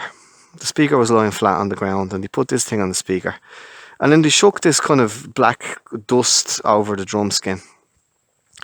Now, maybe there were metal filings or something, I don't know, or maybe it was just black sand. I don't know what it was. But anyway, the most extraordinary thing happened when they played sound through the speaker. It vibrated on the skin, on the drum skin, right? But they just played like one note. So say, for example, they played like G, okay? The note G, say on a piano or on any instrument, say just G, and they just played this one note through the speaker, a constant note through that speaker. And what happened was all those pieces, all that black sand moved and vibrated, but it configured itself into a beautiful shape. It made a pattern, and it was a lovely pattern. It was like mathematical, so it could have been, say, like, 4 circles and then one big circle in the middle, right? Then when they played the next note up the scale, like A, the black sand all shifted again and made a different pattern. And this one could have been, say, 5 triangles, perfect triangles, all sort of arranged in a nice pattern. And then they changed the note again to like B, for example. And all the sands, the black sands shifted again into yet a different pattern, which was also nice looking. It was aesthetically pleasing to the eye. Beautiful shapes and patterns. So they found that each individual note had its own pattern. And half notes were like halfway between those two patterns.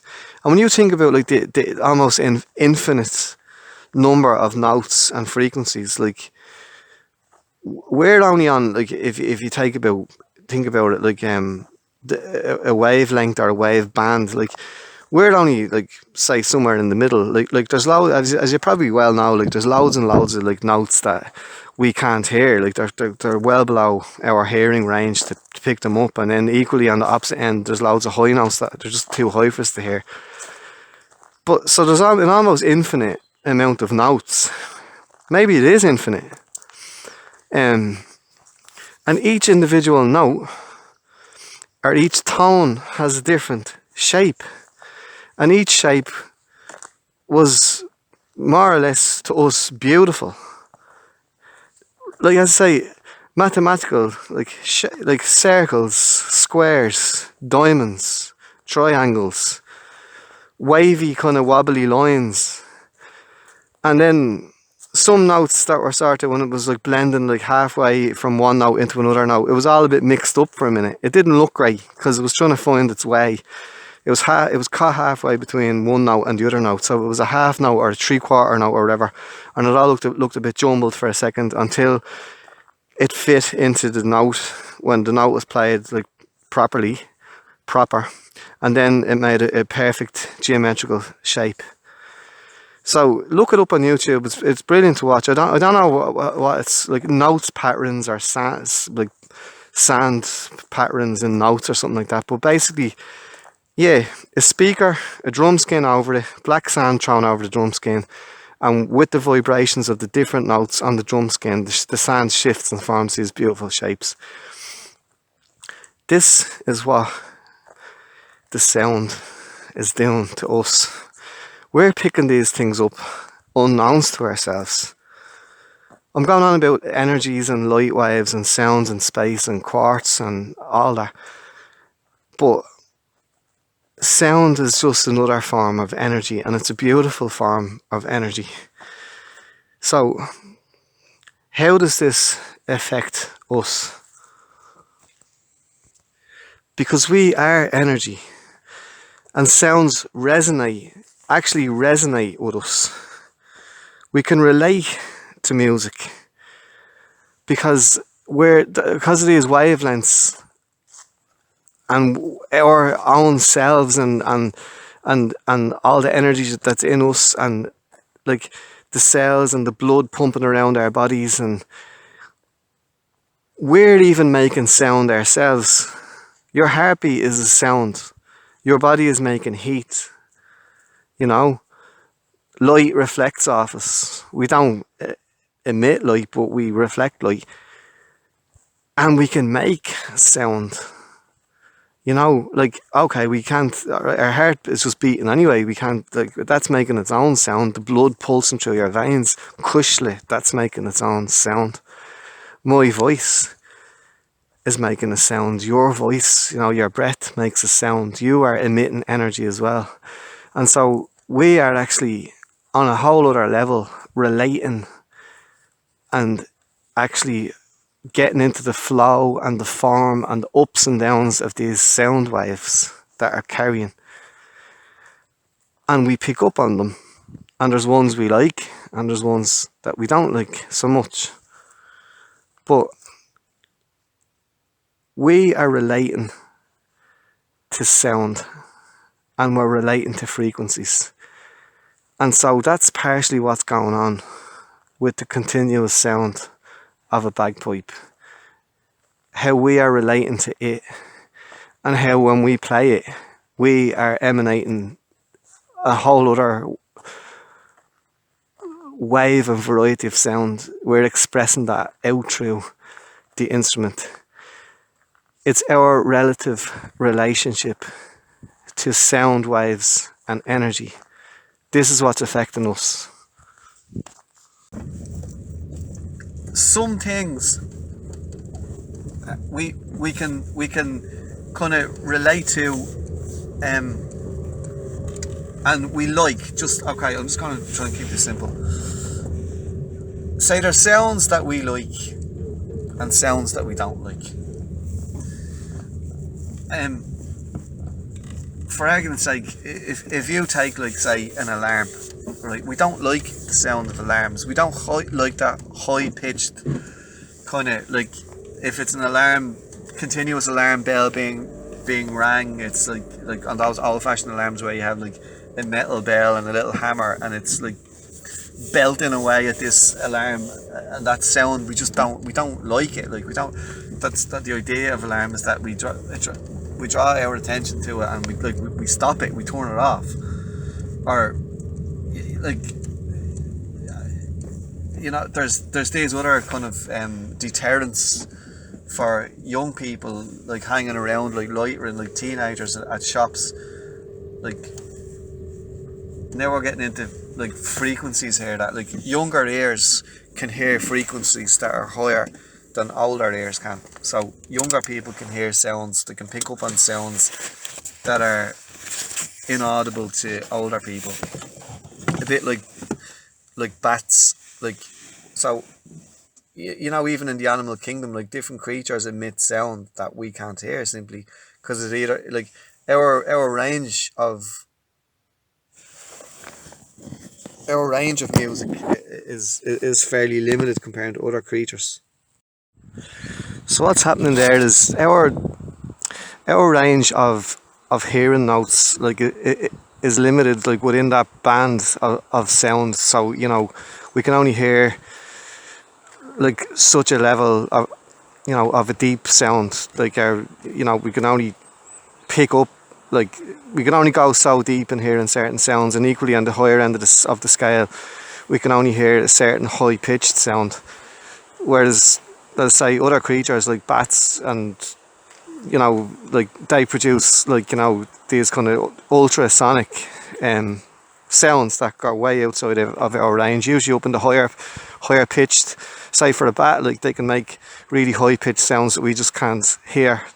So sound waves bounce off moths or whatever else, and obstacles, trees and that. So they navigate using sound waves. Now sometimes human beings, like, can hear bats. Like, we can hear a certain range of sounds that a bat makes, if you're lucky. It's very high pitched, kind of almost like that sort of sound. It's very hard to do, but it's a high pitched kind of clicks, like.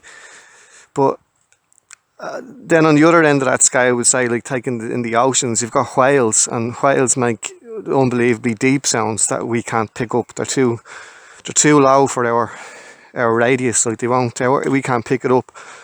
But just what I was saying there about alarms was that, like, younger people can hear a broader range of notes than older people. As you get older, like, your hearing starts to deteriorate.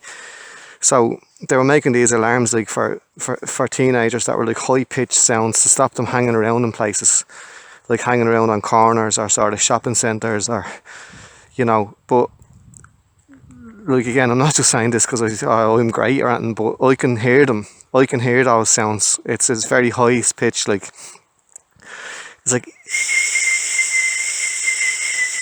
even higher than that, like.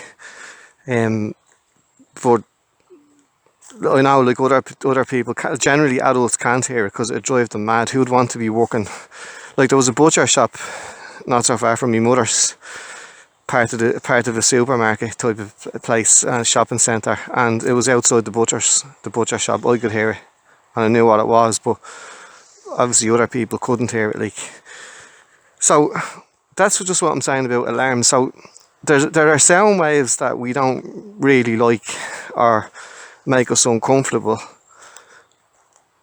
and they're like the alarms and what have you. And then there's other sound waves that we do like, or that, let's just put it like this, they resonate well with us. That's a good way to say it. Like, if something resonates with you, literally, certain sound waves resonate well with us. I mean, there's even sort of experiments to test, like, there was some sort of rumours about, you know, some sound waves that can make you sick. Like, they can make you feel nauseous. Now, I'm not so sure. I think they're the deeper sounds, kind of, and maybe what that is it's the sound, probably waves hitting your stomach, that are upsetting your stomach.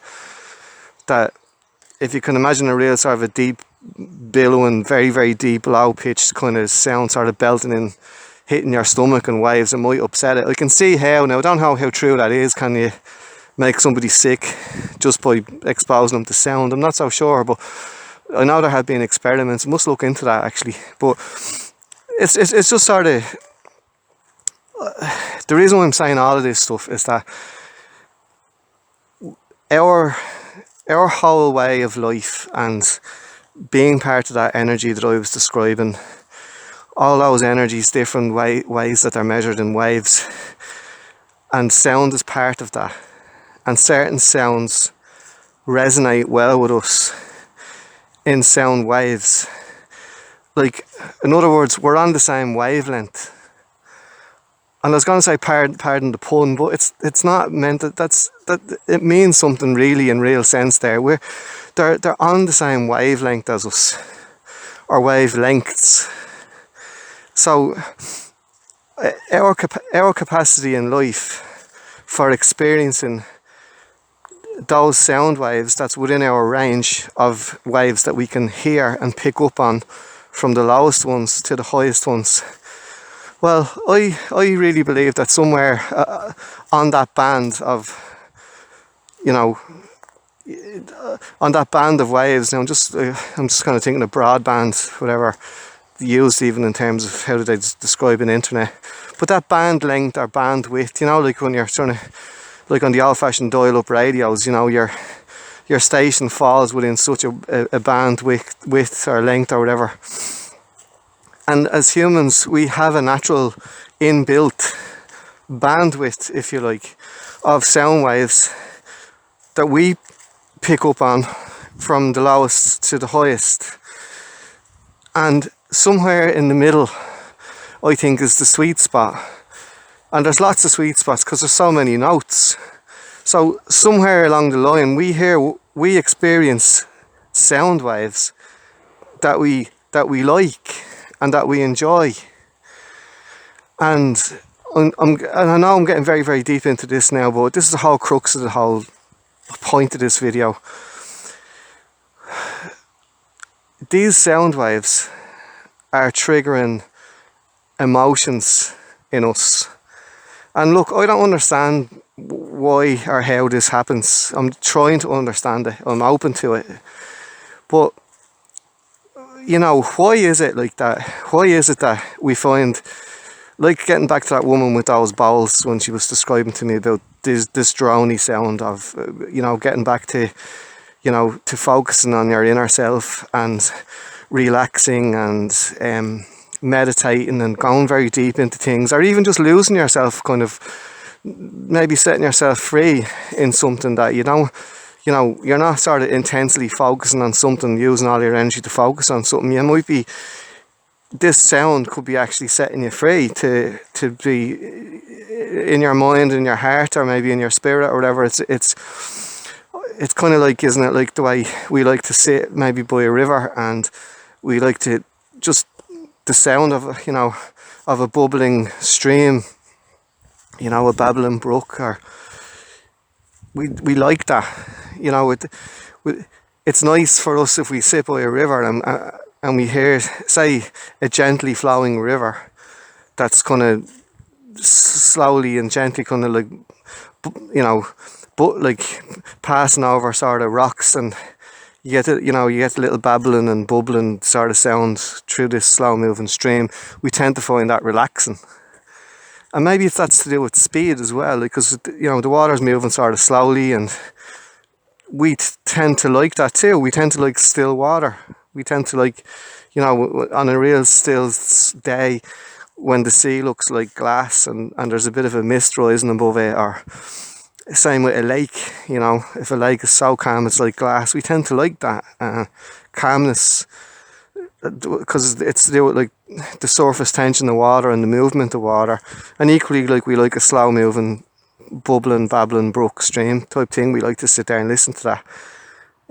But also there's a whole other energy that we pick up on. Say if you go like further up the stream, say up the mountain where there's say a bit of a waterfall, or you know it's rockier and there's the volume of water, like you know, is moving faster. The current is flowing faster, stronger, deeper and harder, and that rush of, you know, water sort of over a waterfall, even a small waterfall, doesn't have to be like Niagara Falls, even a smallish sort of waterfall, or like rapids, like in a river, we pick up on that as well. Like we like, you know, that gives us another sort of energy, like where it's sort of, you know, we like the idea of this rush of water, the power of it, and even that, you know, that powerful sound of a rush of a torrent of water. It's kind of impressive, and you know, I can see why people like would go to either a waterfall or a still lake or whatever.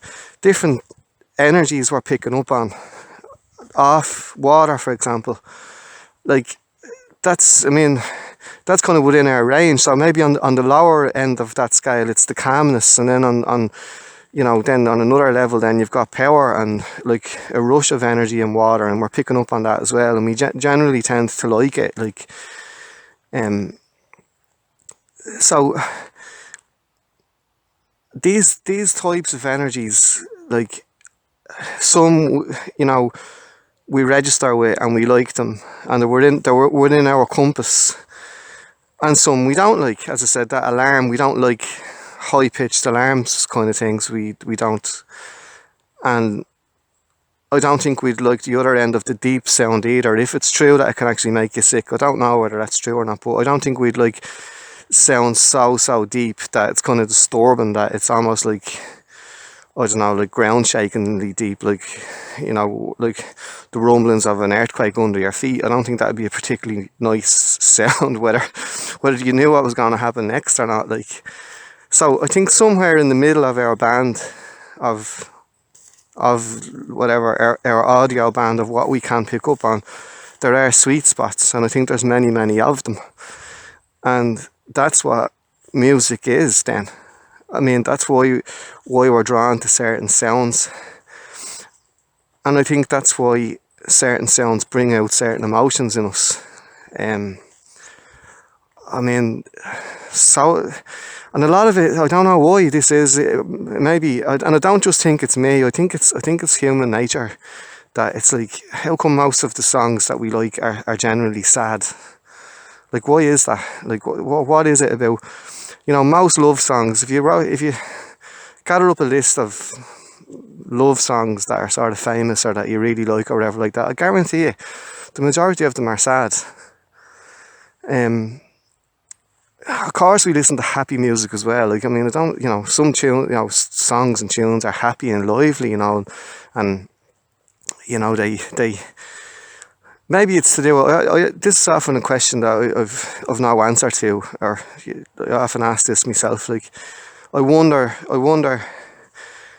are we attracted to certain kinds of music, like depending on the mood that we're in at the time? That, you know, if you're feeling down, or you're feeling sad, or you're feeling, you know, like melancholy, like, are you gonna sort of reach for something like equally that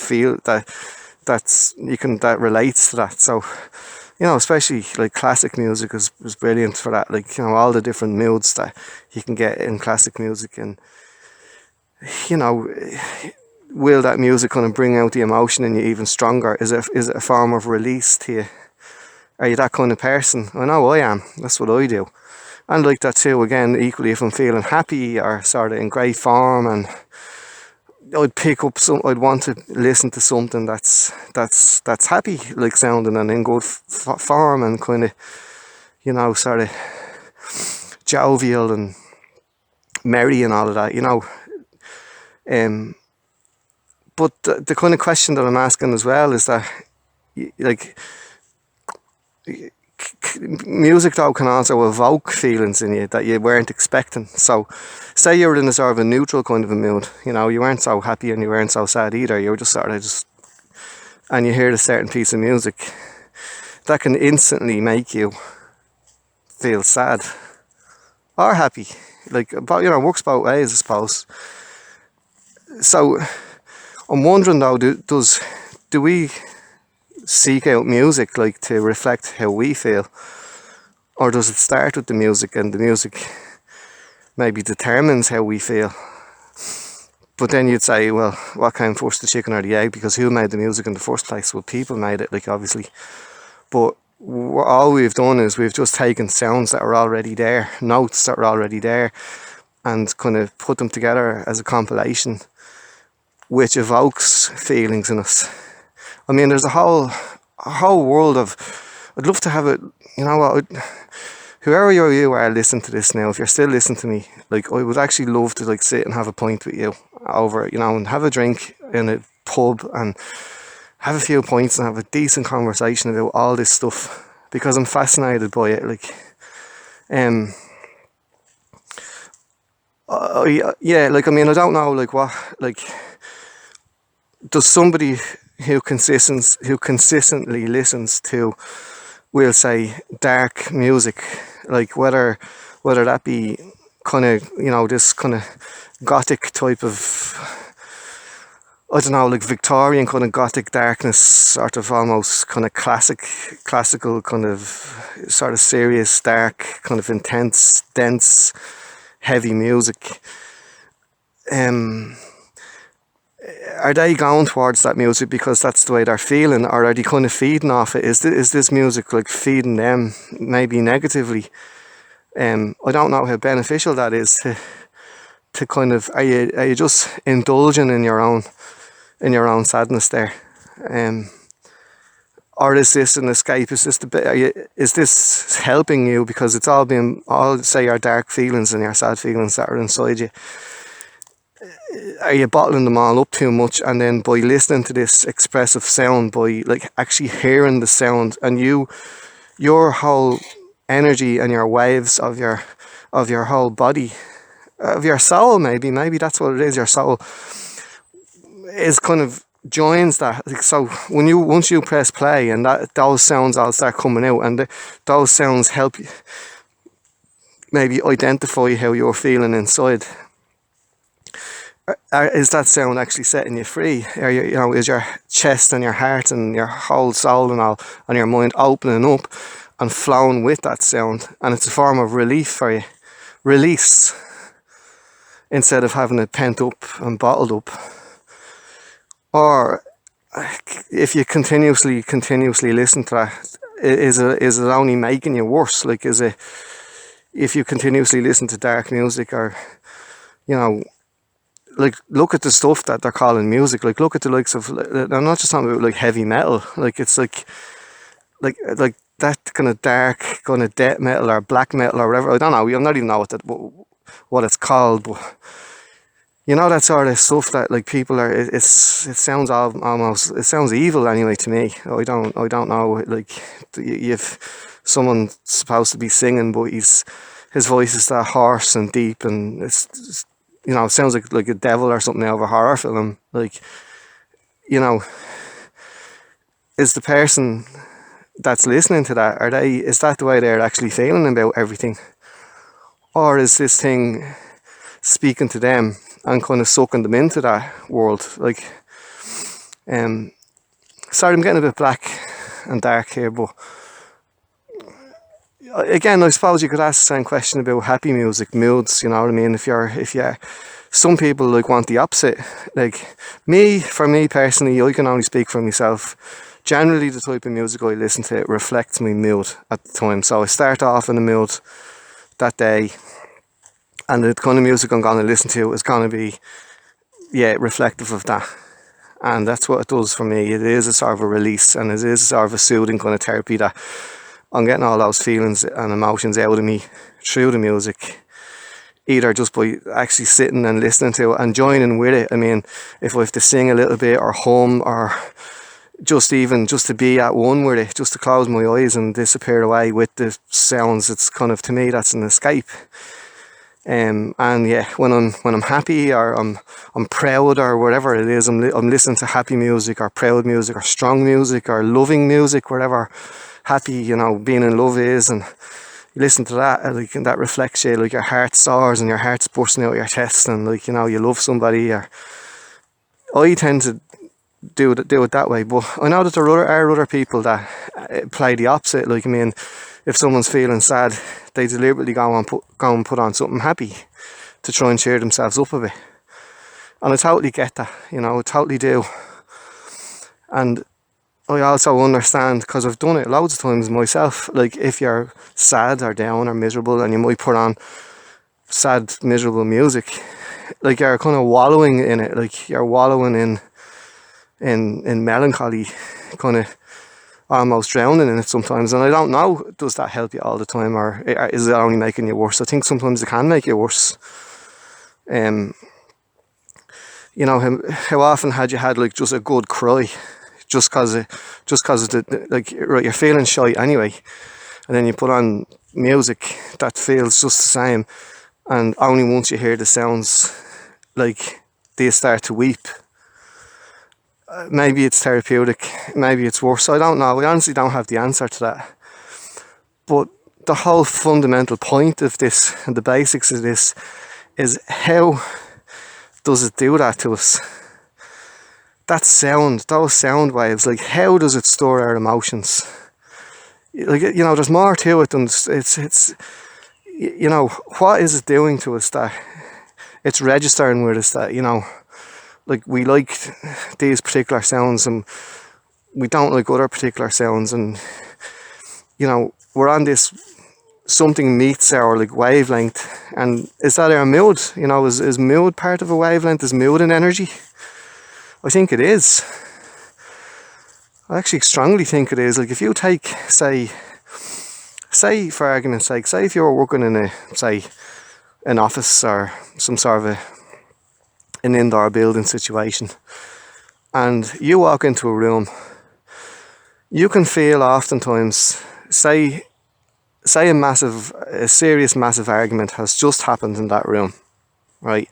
Very serious arguments, very, very heavy, very, and say you weren't there for it. Say you were outside, it wasn't your time to come in, or you're on a half day or something, you're working, or you're only coming in late, and you never heard the argument. You weren't there for it. Zero about it. I find, like, most people, you'd walk into that room, you'd pick up very quickly that something's wrong. Something's after happening. Nobody has to say anything. And it's, it's not always just, oh, well, there's an obvious silence or there's an awkward silence. Like, like, just say for argument's sake that you could work in a quiet kind of a place anyway, where there wouldn't be, silence would be normal. And yet you go in this day and you just know that something bad's after happening here. Because the energy of the argument is still resonating around. It's like, a pebble being dropped into a stream makes waves on the top of the water. Well, that energy of bad, negative energy is around that room because of what has just happened in it. And the same equally with a happy place as well. You could go into work and you feel safe, you feel good, you feel fine, and there's nothing wrong, because there is nothing wrong. We can pick up on things, and I think these are energies. And so the music talks to us, it touches us like that, and it resonates with us, and we recognize it, and we find it expressive that we can be part of it, or we can just receive it, but even in receiving it, we're becoming part of it, because we're absorbing those sound waves. And as I said about energy, like, you cannot destroy or create energy. It's everlasting and ever changing. So we're absorbing the energy of waves. And so I think there's a whole very, very deep language in it. There's an energy in it. There's something spiritual in it as well. Like, getting back to what I was saying about this continuous sound bringing you closer to God. I mean, as I say, that's across, just totally across cultures, through centuries and through millennia of achieving that continuous harmonious sound. From whether it's European people doing it on a church organ or a hurdy-gurdy or a bagpipe, to an Australian Aboriginal person doing it on their didgeridoo, that's sending them to other places, levels into like their dream time or their spirit world or whatever way that they express that or understand that. Like I don't understand it because I've never experienced it, but I'm trying to, the running thread, that sort of the silver thread that binds us all here is the idea of use of music and continuous sound. The way there's like major and minor scales on the piano, and generally major scales produce kind of like happy, kind of positive music, and minor scales produce like a sadder, sort of a negative kind of feeling sounds to us that evoke those kind of feelings. Well, the same with these sounds on the drum skin, that what we kind of regard as kind of positive, good sounds make a sort of a nice, attractive image. But as it's changing into a sort of a, what you might call a bum note, or a note that's out or off scale or something, looks a bit odd. It might not look as kind of rounded off or as polished or as sort of well formed pattern. So what's actually happening is there's a whole visual aspect of sound that I just never knew about until I saw this thing, and I only saw it in recent years.